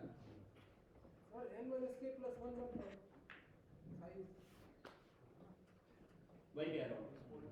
अगर आपको size समझ में आ रहा है तो आप साइज को बना लो, उस साइज का एरे बना लो। अब साइज, अब देखिए आप थोड़ा पॉइंट समझिए, ये एक प्रॉब्लम, ऐसा प्रॉब्लम है जिससे मेरे को ऑर्डर से फर्क पड़ता है। Meaning my first solution array का पहला element would be denoting the maximum element from the first सब एरे। जो पहला सब एरे बना होगा उसका जो मैक्सिमम एलिमेंट रहा होगा वो पहले इंडेक्स पे होगा। अरे पॉइंट समझ आ रहा है मैं क्या कह रहा हूं? मैं ये कह रहा हूं कि अगर आप अपने सॉल्यूशन एरे को देखो तो आपके सॉल्यूशन एरे में जो आपका पहला एलिमेंट आया है वो पहला एलिमेंट 3 इसलिए है क्योंकि आपका जो पहला विंडो बना उस पहले विंडो का पहला सबसे मैक्सिमम एलिमेंट ही 3 है। इसमें आपको ऑर्डर से फर्क पड़ेगा। Either you create an array and make it ordered, or you create an array list which is ordered by default and keep on adding elements to it. Whatever seems fine to you, you can do it that way. Again, ये problem दिखता ऐसा है कि sliding window का problem है और इसका नाम ही स्लाइडिंग विंडो मैक्सिमम इसलिए दिया गया है कि सामने वाला इंसान ही कंफ्यूज हो जाए इसको देख के। ये प्रॉब्लम स्लाइडिंग विंडो का नहीं है। आप करना चाहो तो कर सकते हो, बट पॉइंट फिर वही आएगा कि इसमें टीएल ही आ जाएगा। आप पहले इसमें स्लाइडिंग विंडो कोड करोगे, डीक्यू यूज कर सकते हो, बिल्कुल इंडेक्स इसका ले ले डीक्यू यूज कर सकते हो। इसका अप्रोच ही वही था कि इसमें आपको डीक्यू यूज करना था, बट फिर वही है कि वो आपको समझ में तब आएगा कि जिस टाइम पे आप लोग थोड़ा सा डीक्यू देख चुके। ये डीक्यू आपके दिमाग में तब आएगा जब आपको मेमोराइजेशन पता होगा कि मेमोराइज करना है इसको, तो करेंगे अभी आगे। It's actually a problem of DP और deque if you see it that way. हां, ये डीक्यू तो बिल्कुल सॉल्व हो जाएगा। अगेन इस प्रॉब्लम पे आएंगे, बट आई होप आपके दिमाग में इस प्रॉब्लम को देख के अप्रोच समझ में आई होगी कि हाँ मेरे को k-link का विंडो बनाना था, उस विंडो को स्लाइड करना था। Every time I slide I was supposed to find out the maximum element and store it somewhere. Is what you were supposed to think. Sorted? ठीक है। अब मैं आपको एक प्रॉब्लम और दिखाता हूँ, इसको हम लोग अभी साथ में करेंगे। इसके बारे में बहुत डिटेल में डिस्कशन होगा। I want you to look, आप थोड़ा ध्यान देना। ये प्रॉब्लम आप पहले तो आइडेंटिफाई नहीं कर पाओगे, और आइडेंटिफाई कर लिया तो फिर इसके सॉल्यूशन के बारे में बात करेंगे। इसके सॉल्यूशन के बारे में सोचिएगा जरा। The name of the problem goes as subarray sum equals k।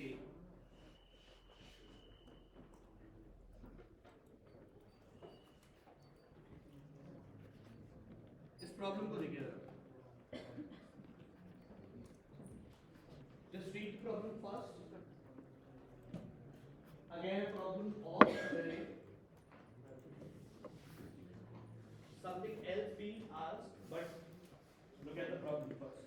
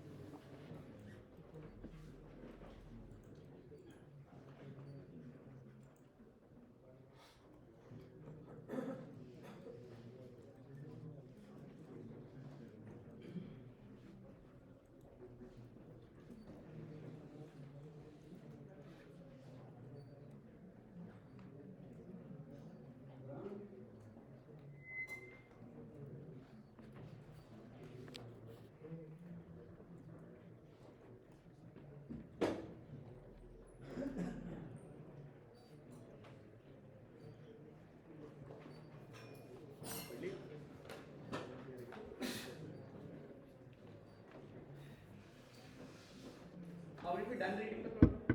कितने लोगों ने पढ़ लिया प्रॉब्लम पूरा? हाँ जी, क्या कह रहे हैं इस प्रॉब्लम का? अब पहले तो ये बताइए कि ये प्रॉब्लम किस चीज का है? सबएरे क्या लगेगा? Sliding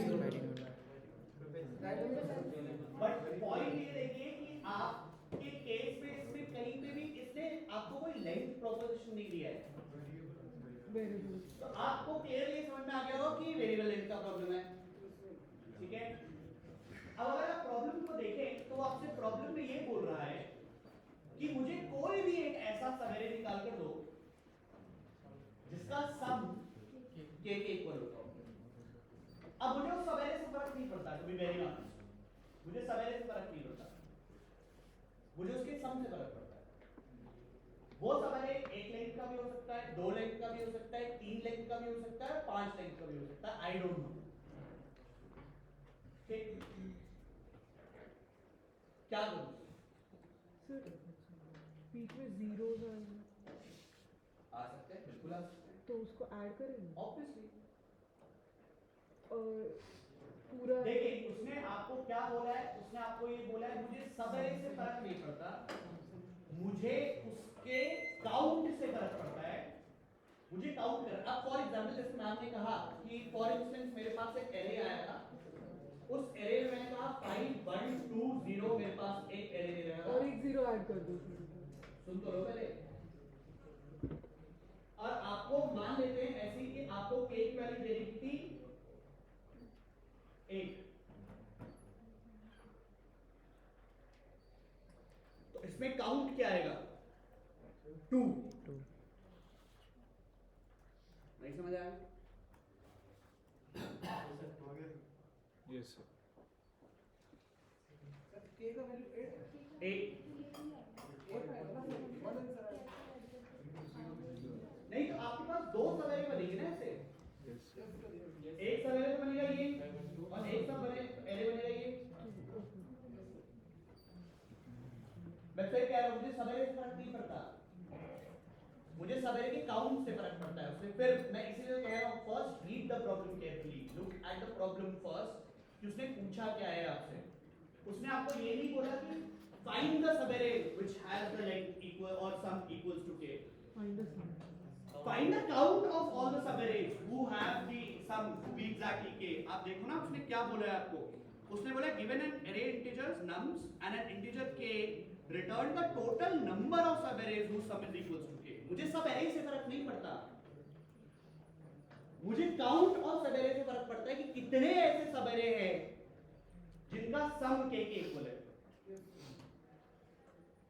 If I look at this input, the answer should have been 2 because I can find out 2 subarrays whose sum is equals to k। Confused? Any questions on the problem first? पहले problem clarify करो। Problem में किसी को कोई दिक्कत है तो first we'll discuss that, then we'll start off with solution। फिर solution देखेंगे। Questions on the problem? Anything? आगे चलो प्रॉब्लम समझ में आ गया। ब्रूट फोर्स डिस्कस करता है। ब्रूट फोर्स सभी सवेरे निकालें, उनका सम इक्वल देखें और काउंट। आपको मैं बहुत दूर नहीं लेके जाता हूं, आप इसको उठा लो, यही तो है sliding window with variable length.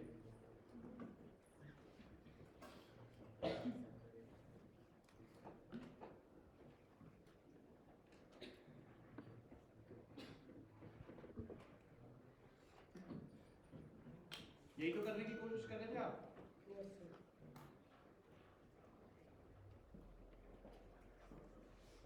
इस कोड को देखो, यही तो है sliding window with variable length.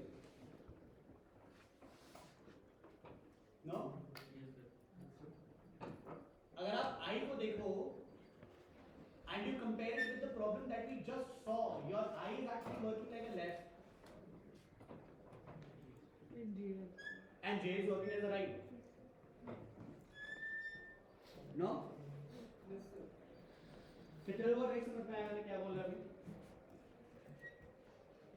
कितने लोगों को समझ में नहीं आया मैंने क्या कहा? All I'm saying is, if you look back on this array, इसी array को देख लो, मेरे को मान लेते हैं ऐसी कोई भी आर्बिट्ररी k वैल्यू दे रही है, आपको कुछ भी हो सकता है k वैल्यू। मैं आपको वेरिएबल लेंथ बताने की कोशिश कर रहा हूँ कि वेरिएबल लेंथ आइटरेट कैसे होता है। वेरिएबल लेंथ को अगर आप आइटरेट करें तो वेरिएबल लेंथ को आइटरेट करने का मतलब ये हो गया कि first it could be that I might start from start 0, इसीलिए मैंने आपके i को बोला है योर i इज लेफ्ट। अभी क्या बोला था मैंने, i लेफ्ट है और आपका j राइट है। अगर आपको उसको लेफ्ट राइट केस में लिखना है लेफ्ट राइट केस में लिख लो, ij में लिखना है ij में लिख लो। आप अगर i की वैल्यू को देखो इस एरे के लिए, आपकी i की पॉसिबल वैल्यूज होंगी 0 1 2 एंड 3 एंड 4, 5 एलिमेंट्स थे, ये 5 i इंडेक्स हो गया आपके। i is a left, meaning what, that this is describing where does your window start from। ये start of the window ही तो है। Initially your window starts from 0 and then you decide where does my window stop, that stop is your j। इसीलिए मैंने j को right बोला है। इसमें stop तो हमारे पास n हो रहा है ना इस कोड में। हाँ, this is elsewhere। नहीं मतलब आप कह रहे हो ना j राइट है इस कोड के अंदर, बट इस कोड में जब भी ये आइटरेट करेगा ये जाएगा तो n तक ही हर बात है। हाँ, पर ये स्टार्ट तो i से होगा ना। बट राइट तो फिर j नहीं रहा। अरे इसके अगर मान लो आप i 0 पे हो, if your i is 0, j की पॉसिबल वैल्यूज क्या होंगी, 0 1 2 3 and 4। स्टार्ट तो लेकिन 0 से ही हो रहा है ना मेरे भाई। I पे नहीं कह रहा सर, मैं j पे कह रहा हूँ। j की वैल्यू इसमें अरे भैया पहले ये समझो, जब आपका i 0 था और j भी 0 था तो विंडो साइज क्या थी, 1। then your window size incremented to 2, then 3, then 4 and then 5 and you found out sum all the time। आपने sum को निकालते रहे बार बार comparative and then at the end you start comparing it with k। जैसे ही वो k के equal आया आपने count को प्लस प्लस कर दिया, लास्ट में आके काउंट को रिटर्न कर दिया। कोड लिख लो चाहे, ये कोड तो आप ऑलरेडी देख चुके हो। आप ये पॉइंट समझो कि मैंने यहां से बनाया था इंट काउंट, काउंट की वैल्यू को रखा हो तो मैंने 0, ठीक। मैंने यहीं से फॉर ईच i, मैं हर एक i के लिए मैंने एक सम प्रोपोजिशन बनाया था। हर i का मतलब समझे आप हर i का मतलब समझे। पहले वो 0 0 था, विंडो लेंथ 1, फिर वो 0 1 बना और फिर विंडो लेंथ 2, फिर 3, फिर 4 and so on and so fourth. आपने जैसे ही सम प्रोपोजिशन लिया, सम को आपने हर एक i को 0 से स्टार्ट किया, उस सम में आप हर एक ARR ऑफ j को प्लस करते हुए चले और आपने ये चेक किया कि इफ ये सम कभी भी k के इक्वल आया तो मेरा काउंट इंक्रीमेंट हो जाएगा।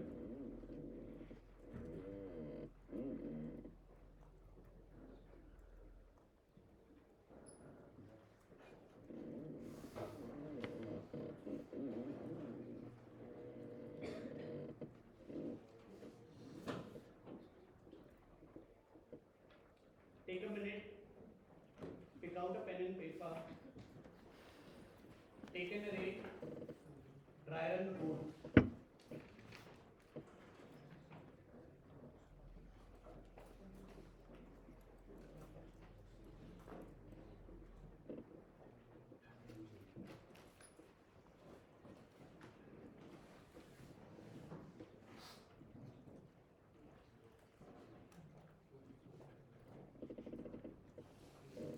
If you get stuck, let me know।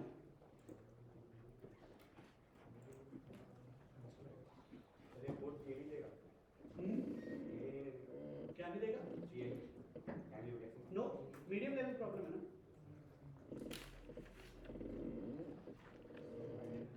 But again, is this a good solution? Map भी कर सकते हैं, लेकिन इसमें एक चीज और लगेगी।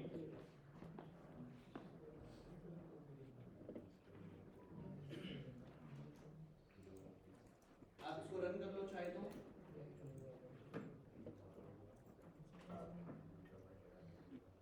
आपने n नहीं निकाला है, n निकाल लेते हैं।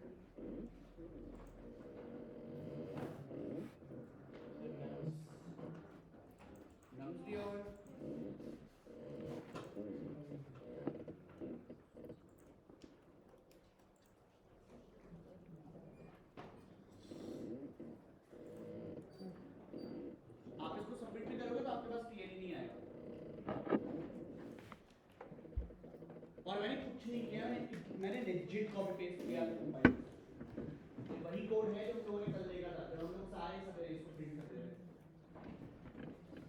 तो brute force is you find out, अच्छा पहले कर लो खुद, पहले ट्राई करो इसको।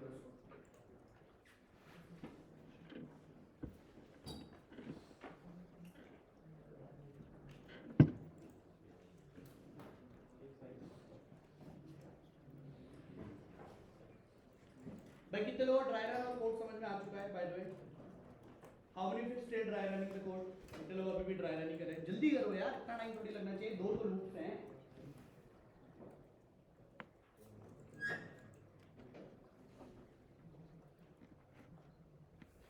थोड़ा जल्दी करो यार, मुझे भी एक चीज समझानी है आप लोगों को।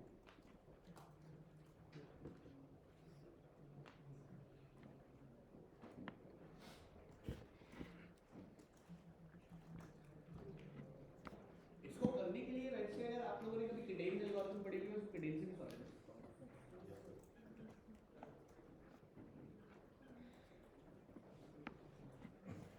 और यार इसका एक अप्रोप्रिएट अप्रोच बताते हैं आपको, इसका अप्रोप्रिएट अप्रोच क्या होगा।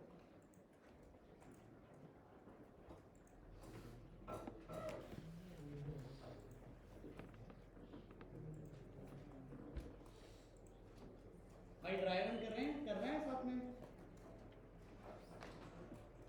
अब शर्माने वाला टाइम है नहीं, जल्दी बताओ।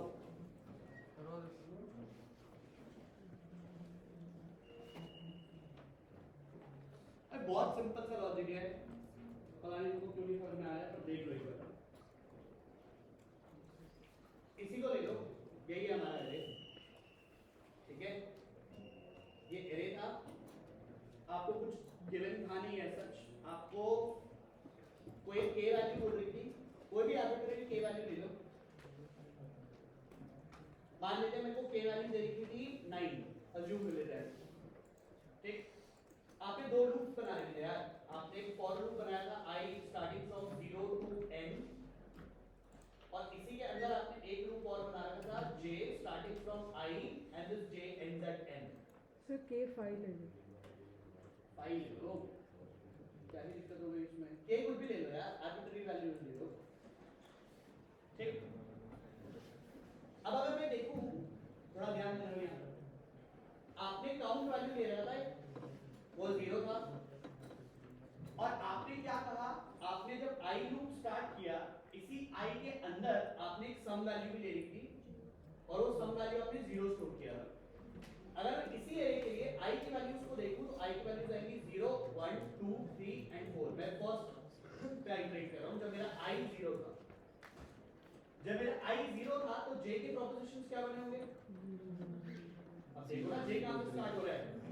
0, और कहां तक जा रहा है? n तक। तो 0 से लेकर n तक सारी वैल्यूज आ गई, ठीक?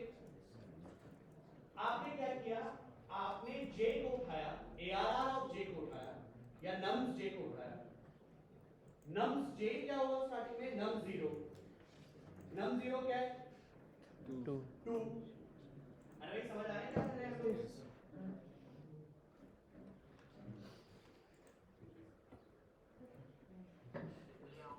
या तो ये बहुत हैवी हो गया है, या तो नींद में हो।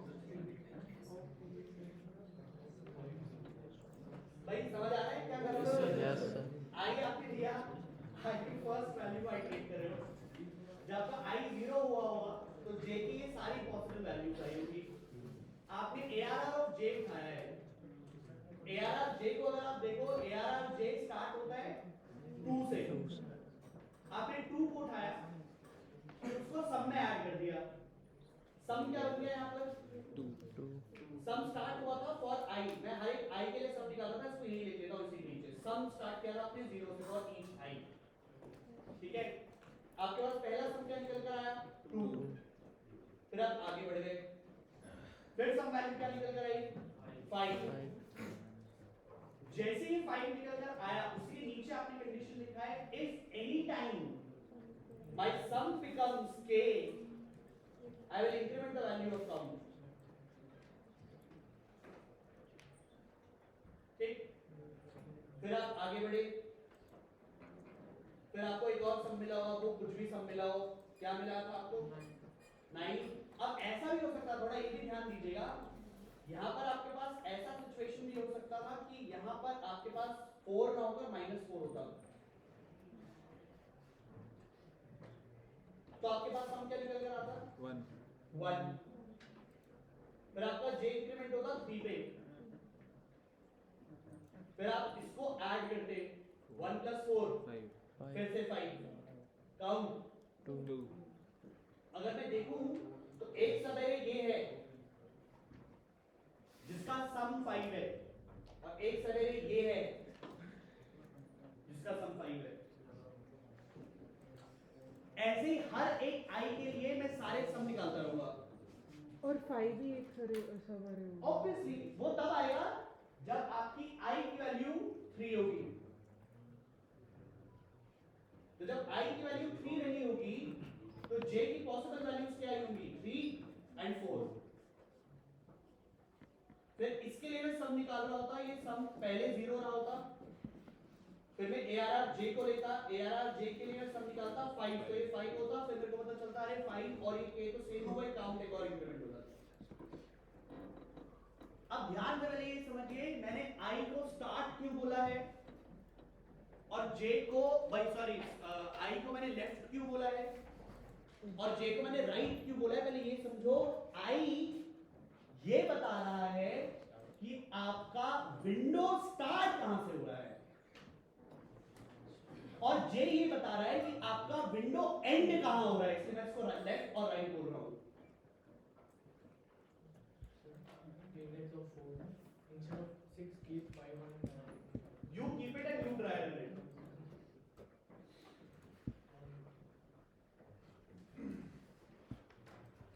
ठीक, अब पहले ये देखिए कि this is a medium level problem, essentially meaning कि अगर आप इसको सबमिट कर दोगे तो ये सबमिट हो भी जाएगा, इसमें आपके पास कोई टीएलई वगैरह कुछ नहीं आएगा, वो बोलेगा हाँ बिल्कुल सही किया है आपने। बट अगर आप इसका रनिंग टाइम देखें तो इसका रनिंग टाइम बहुत ही वाहियात है। इसका रनिंग टाइम क्या होगा? What's space running time n square, कल ही डिस्कस किया था हम लोगों ने इसके बारे में। there is a loop which goes from 0 to n, running time is n, and then there is a loop which goes from I to n, running time would be n. If I take both n square. अच्छा मुझे एक बात बताओ, why do I feel that few of the people are still behind? Is this too fast for you? लग रहा है कि बच्चों की शक्लें देख। Bro, are we good? Your neighbor, ये the one in the college t-shirt, हाँ, sure? Doesn't seem like to be though. पक्का? भाई कोई ऐसा है जिसको लग रहा है थोड़ा जल्दी हो गया है, फास्ट चल रहा है या समझ नहीं आ रहा है? Because see, I'm telling you, ये तो मैं बहुत बेसिक चीजें करा रहा हूँ आपको। जनरली मेरे को ये नहीं करानी चाहिए थी, ये आप लोग ऑलरेडी पेप में पढ़ के आए होंगे, ये एक्सपेक्टेड था वैसे, बट नेवर माइंड। ठीक है, ये वाला सॉल्यूशन कितने लोगों को समझ में आया? n स्क्वायर वाला सॉल्यूशन लिखा है और अभी हो गया हमारा driver. Okay. Can we do anything better than this? How? Math. Why would I use a map? Not needed, sir, no distance.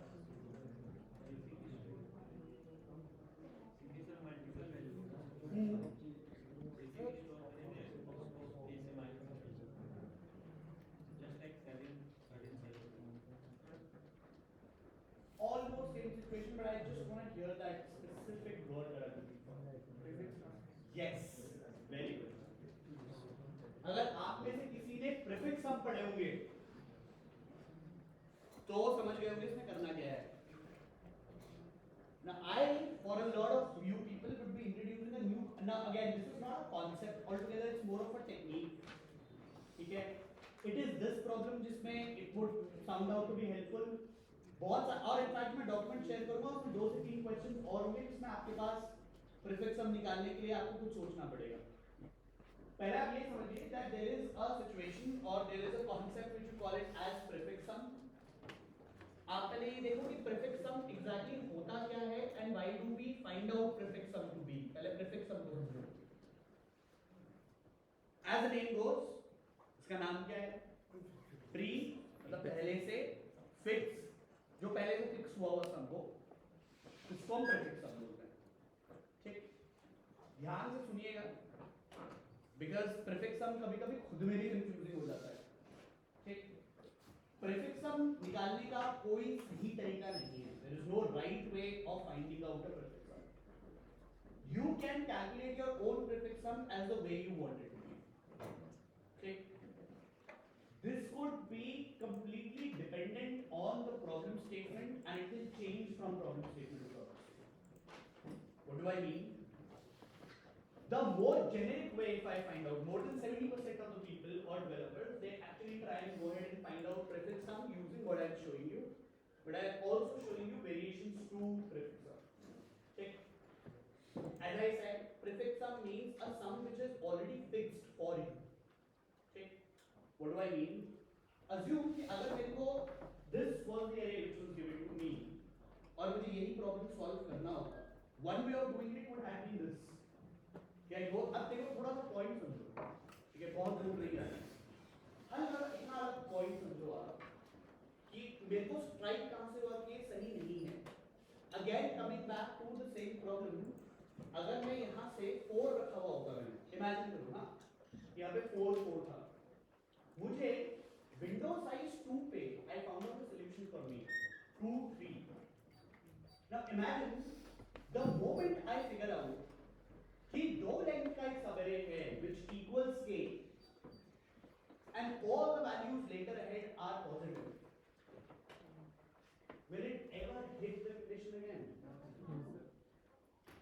कभी नहीं करेगा इसको. Does that point make sense? मैंने क्या बोला? मैंने कहा अगर आपको यहीं पे 5 मिल गया और आगे सारी पॉजिटिव वैल्यूज रखी तो आप अपने विंडो साइज को जितना मर्जी बढ़ाओ कभी भी 5 होगा ही नहीं until and unless I actually do not find a negative value.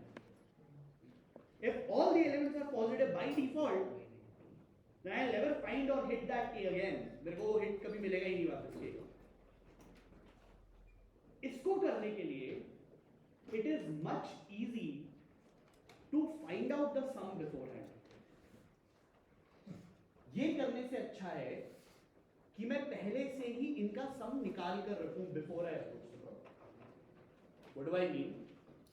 All I mean is कि अगर इसी नम्स के लिए मैं एक array बना दूं called prefix sum और it would be of the same size as this is, जो भी आपका ओरिजिनल array ये भी उसी साइज का ही है. बट इसमें आप एलिमेंट समझिए कि एलिमेंट्स क्या होंगे. एलिमेंट्स होंगे स्टार्टिंग फ्रॉम विंडो साइज 1, ठीक, and then expanding your window size, summing the elements up and storing it somewhere. Meaning ये कुछ ऐसा दिखेगा.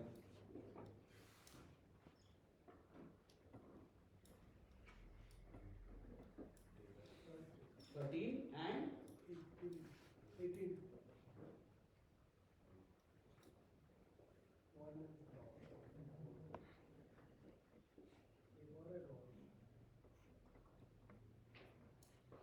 नहीं ठीक तो लिखा है 2 5 9. अच्छा इसमें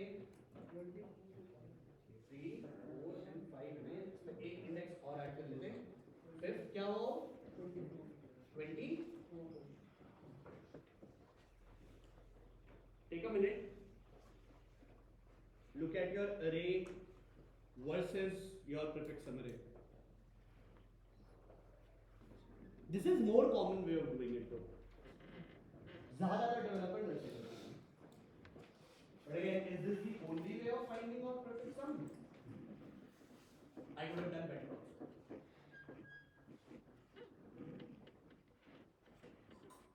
कितने लोग का ये समझ में आया prefix sum होता क्या है?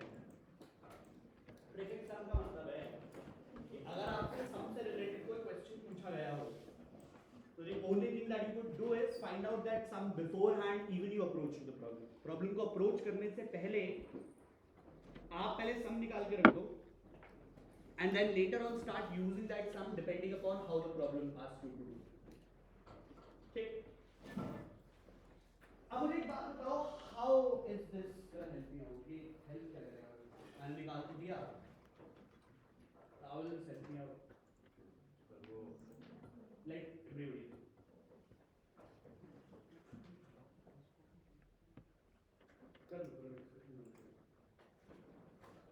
Other people think, how would a prefix sum help me solve the problem?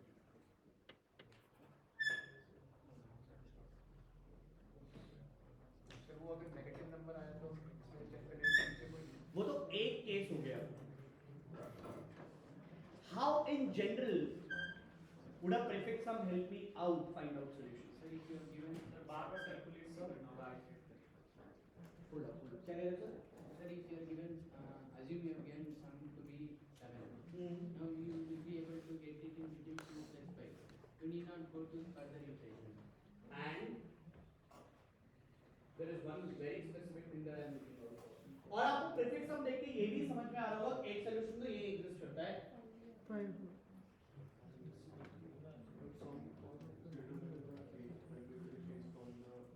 Exactly. आप पहले ये सोचो, if I think around this and let's call it nums I, अगर मेरे पास एक loop होता और मैं nums I की वैल्यू के बारे में बात कर रहा हूँ, आप पहले ये समझो, for any I, किसी I के लिए मुझे ये बताओ कि ये क्या होगा, prefix sum of I minus k क्या होगा, पहले इसके बारे में सोचो. ये भी मैंने बहुत बड़ी बात कर दी, इसको मैं थोड़ा और फाइन ट्यून करता हूं. ठीक. अब थोड़ा ध्यान दीजिएगा यहाँ पर. मान लीजिए अज्यूम कर लेते हैं ऐसे ही. भाई थोड़ा कॉन्सेप्ट को समझना, बिकॉज ये थोड़ा इंपॉर्टेंट है और ये सिर्फ इस प्रॉब्लम में नहीं मिलता, बहुत सारे ऐसे प्रॉब्लम्स हैं जिसमें लगता है. आप मेरे को कोई भी सबरे किसी भी लेंथ का बताओ, कोई भी आप ऐसे बताओ कि इस विंडोज इस इंडेक्स से इस इंडेक्स तक का सम कैसे निकलेगा, कोई भी आर्बिट्ररी विंडो बताओ मेरे को. 1 2 3 लेट्स से, तो मेरे को 1 से लेकर 3 तक का सम निकालना है. अब थोड़ा ध्यान से देखिएगा इसको. अगर मेरे को 1 से 3 का आंसर निकालना है, थोड़ा ध्यान से देखिएगा मैं क्या कर रहा हूं. मैं इसको बोल सकता हूं प्रीफिक्स सम. आपने कहा 1 2 3, मैं I ले रहा हूं 1, J ले रहा हूं 3, ठीक, और एक फॉर्मूला लिख रहा हूं यहीं पे. अगर मुझे 1 2 3 का सॉल्यूशन निकालना होता तो मैं इसको निकालता prefix sum of J minus prefix sum of I minus 1. अब मेरे को सॉल्यूशन मिल जाता. निकालो. Prefix sum of J, prefix sum of 3 कितना है 13 minus prefix sum of I minus 1. 1 minus 1 0 2. मैं कह रहा हूं इसका आंसर आएगा 11. कर लो. 0 से 4 किस निकालोगे? I इसको आपको उल्टा कर, पहले होल्ड अप, अभी आते हैं इस वाले प्रॉब्लम पे. Good problem. पहले आप इस वाले सिचुएशन कराओ और इसको किसी भी आर्बिट्ररी I और किसी भी आर्बिट्ररी J में लेके देखो, आपको दिखेगा कि ये एग्जैक्टली सही होगा.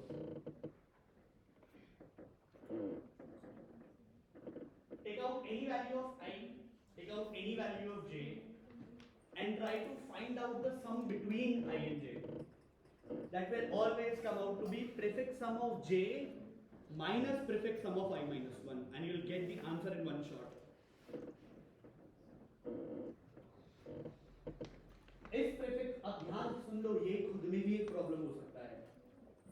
मेरे को अगर कोई आर्बिट्ररी I या कोई भी स्टार्ट दिया हो और कोई भी एंड दिया हो और मुझे उनके बीच में अगर मेरे को सम निकालना हो, I can use this formula directly if I wanted to be. First, get yourself comfortable on the formula, what I asked you to do.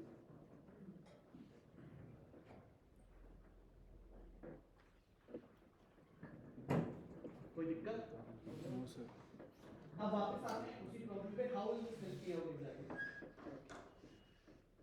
How will this prefix sum as an array will help me out solve this particular problem?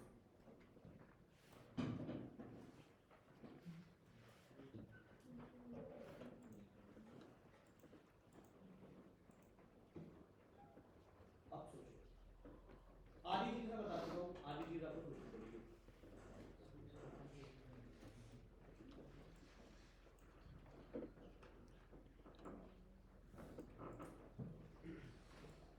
जितना मर्जी board देख लो, जितना मर्जी laptop देख लो, जितना मर्जी leet code देख लो, ये नहीं होगा जब तक पेन पेपर नहीं उठेगा। दो लूप लगाए हो, दो लूप भी लगा लेते हैं भाई, तो फिर यही सोल्यूशन ठीक नहीं है। Except for we don't need to check for every I. Every I के लिए check नहीं करना। But again, we have this problem to solve.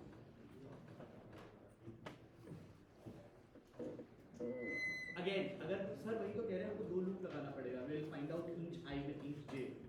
और वही करना होता है, how bad is the solution है हमारे लिए। वो करना नहीं पड़ता है।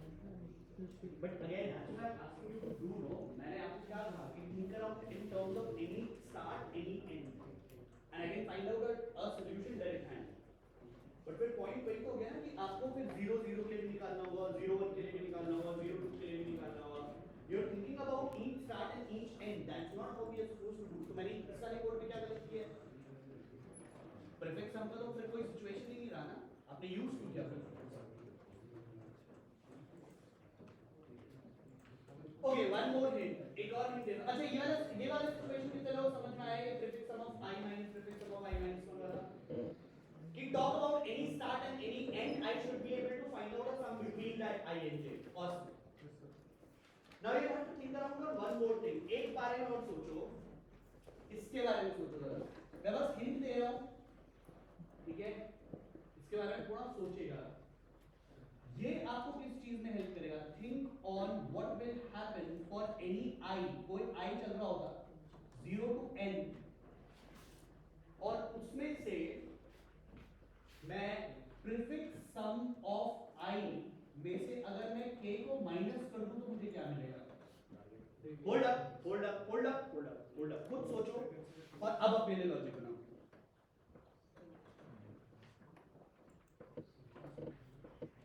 Think what will happen if for each index I, if I find out prefix sum of I and subtract the target value k, what will I get back? Hold, अरे नहीं भाई, मैं इसीलिए तो कह रहा हूँ तुम खुद पहले पेन पेपर पे करो, गलत गलत मत बोलो। खुद पहले पेन पेपर पे करो, सॉल्व करो। जेन्युइनली टेलिंग यू 4 लाइन का कोड है ये। जो कोड आपको अभी दिख रहा है लीड कोड, तो ये भी बड़ा है जो लिखा है, इससे भी इजी। 4 पे ज्यादा बोल दिया, 4 भी वो, अगर आप थोड़ा बहुत बता दूंगा तो पूरा एक सॉल्यूशन दे दूंगा।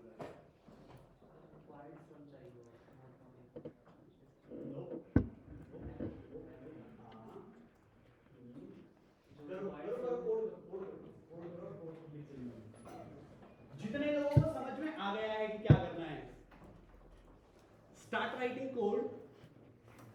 Other people keep thinking in terms of logic, और फिर लॉजिक बनाते रहो।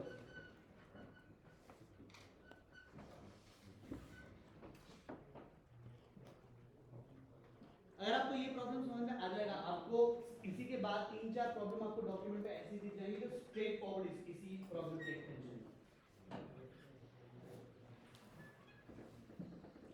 Think in terms of this and this, इसको और इसको दिमाग में रखो और एक लॉजिक बनाओ। Specifically think that what will I get back if I subtract a given index prefix sum I from the target, तो मुझे क्या मिलेगा?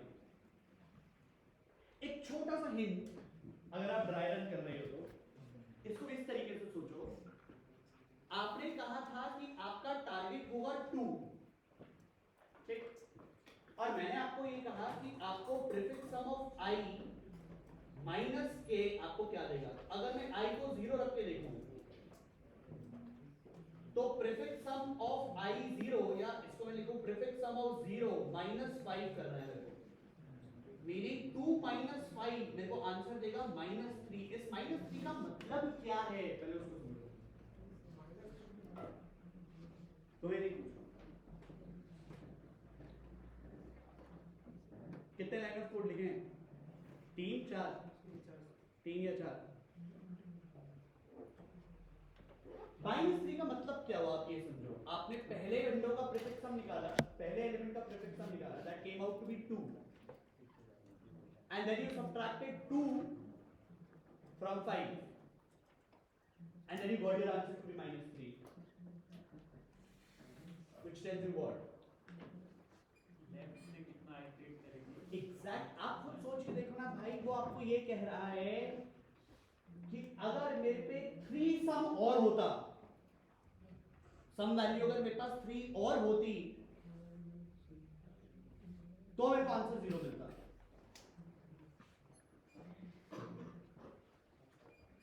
मतलब 2 में प्रीफिक्स सम 2 में मेरे को 3 और ऐड करना पड़ेगा to make it equals to k। अब सोचो 2 में ऐसा क्या ही ऐड करूंगा कि 5 बन जाएगा भाई? 3। तो जो आपने prefix sum of i - k निकाला वो बेसिकली -3 ये रिप्रेजेंट कर रहा है कि इसी प्रीफिक्स सम 2 में मैं 3 को और ऐड कर देता हूं तो मेरा आंसर k के इक्वल आ जाता है, एग्जैक्टली इक्वल आ जाता है। Now start to think how can I solve this problem. अब सोचो, अब तो मैं 90% ऑफ कोड ऐसे ही बता चुका हूं।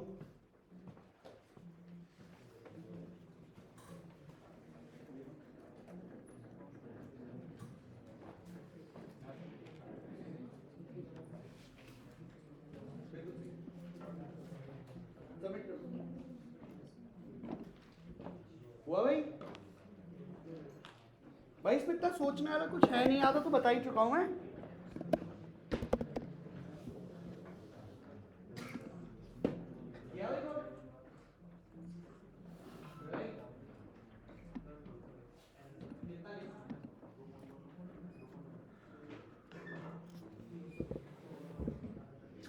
अरे भाई देखो ना, तुम कितने मासूम हो।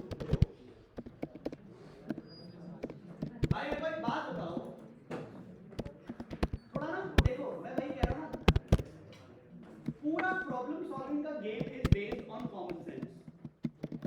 फर्स्ट थिंग फर्स्ट, पहले मेरे को एक बात ये बताओ, मुझे पूरा एरे बनाने की जरूरत है पहले? नहीं है भाई। तुम जबरदस्ती स्पेस कॉम्प्लेक्सिटी क्यों बढ़ा रहे हो और क्यों करते हो इतना गंदा बोल?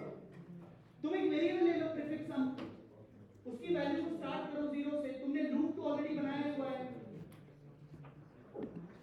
तुम्हारा जब भी तुम इस लूप में आओगे तुम्हारा प्रीफिक्स सम क्या बन जाएगा? Plus equals ARR of i। Her iteration पे एक नया प्रीफिक्स सम निकलेगा। जब पहला आइटरेशन हो रहा हो प्रीफिक्स सम की वैल्यू भी 2, जब दूसरा आइटरेशन चल रहा हो तो प्रीफिक्स सम की वैल्यू भी 5, और हर आइटरेशन पे आपको एक तो अलग से स्पेस मत किया करो। until and unless it's not required, it's not considered as a good code।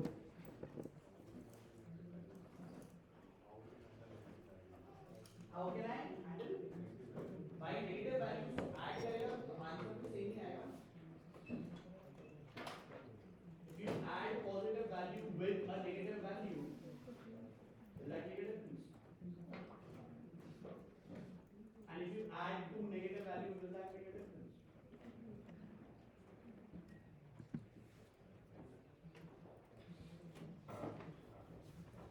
इसके बारे में सोच के आइएगा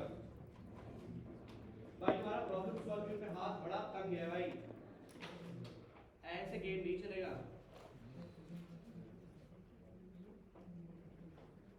देखिए मैं आपको एक बहुत सिंपल सा सिचुएशन दे रहा हूँ। देखिए इससे मैं आई एम रियली सॉरी, मैं इससे ज़्यादा बेसिक नहीं जा सकता। ठीक है, या तो पेप क्लास में होते और हम बेसिक काम कर रहे होते, then this would have made a lot of more sense. एक 6th सेमेस्टर का स्टूडेंट अगर प्रीफिक्स सम की बेसिक क्वेश्चंस नहीं कर पा रहा है तो आई एम रियली सॉरी, आज के मार्केट में आपका हाल थोड़ा सा कम हो सकता है। Really sorry to say, but I'm just telling you what the reality is. मैं आपको बता रहा हूं again, if you have not started with LeetCode, how to start with LeetCode and start to think around on it. आप देखिए ज्यादा कुछ मत करिए। आपको अगर लगता है कि आपने कोई टॉपिक कंप्लीट कर लिया है, आपको आता है, फॉर एग्जांपल इरेज आपको आता है, तो be a little smart on your preparation on the case. आप थोड़ा इस तरीके से भी काम कर सकते हो। सिंपली गो ऑन गूगल, आप गूगल पे जाओ and then write the topic that you think that you have almost done. For example, आप erase पे जाओ और जो भी आपने टॉपिक लिखा है उससे आगे लीड कोड लिख लो। LeetCode will give you a sheet based on that topic itself। वो आपको एक पूरी शीट बनाकर देगा जिसमें आपके पास सिर्फ क्वेश्चंस ही क्वेश्चंस होंगे erase के।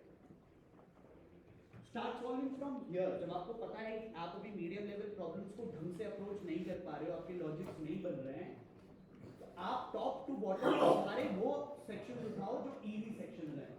जैसे इसमें अगर आप देखो तो कुछ प्रॉब्लम ऐसे जो बहुत कॉमनली ऐसे, एक टूसम प्रॉब्लम है, एक फोरसम प्रॉब्लम है, एक थ्रीसम प्रॉब्लम है। इसको अगर आप देखो आपको दिखेंगे तीनों की तीनों, आई थिंक हाँ, ये तीनों ही प्रॉब्लम्स इजी हैं और आपको ये ऊपर के सेक्शन में ही दिख जाएंगे, पहले ही दिख जाएंगे आपको।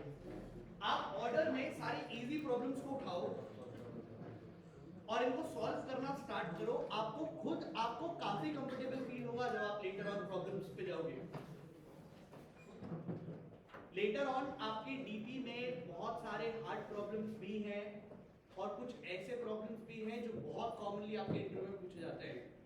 आप उनको नहीं अप्रोच कर पाओगे, मैं आपको पहले ही बता रहा हूं। अपने एरेज वाले सेक्शन को आपका आधा डीपी, आधा क्या, more than 70% of the DP arrays पे बेस्ड है। अगर आप में से किसी ने टैबलाइजेशन किया हो, समझ रहे होंगे मैं क्या बोलने की कोशिश कर रहा हूं। मैं इसीलिए कह रहा हूं get yourself comfortable on arrays, because ये फिर वापस आएगा, ये आपको हॉन्ट करेगा। मैं फिर बोल रहा हूं, डोंट गेट स्कैर्ड। आप इसी लिस्ट पे फिर वापस जाओ, अपने इजी प्रॉब्लम्स को उठाओ और उनको सॉल्व करना स्टार्ट करो। If you are not doing it, it's not worth it, I am telling you beforehand. और इस साल मैं कुछ भी नहीं करूंगा, अपने आप देखिए। इस सारे प्रॉब्लम के बारे में थोड़ा सोच के आइएगा तो, ठीक है। Next time we meet will come back and मेरे को याद दिलाइएगा कि इसका ऑप्टिमाइज सॉल्यूशन हम लोग कोड करना है, कोड करके भी दिखा दूंगा, ठीक है।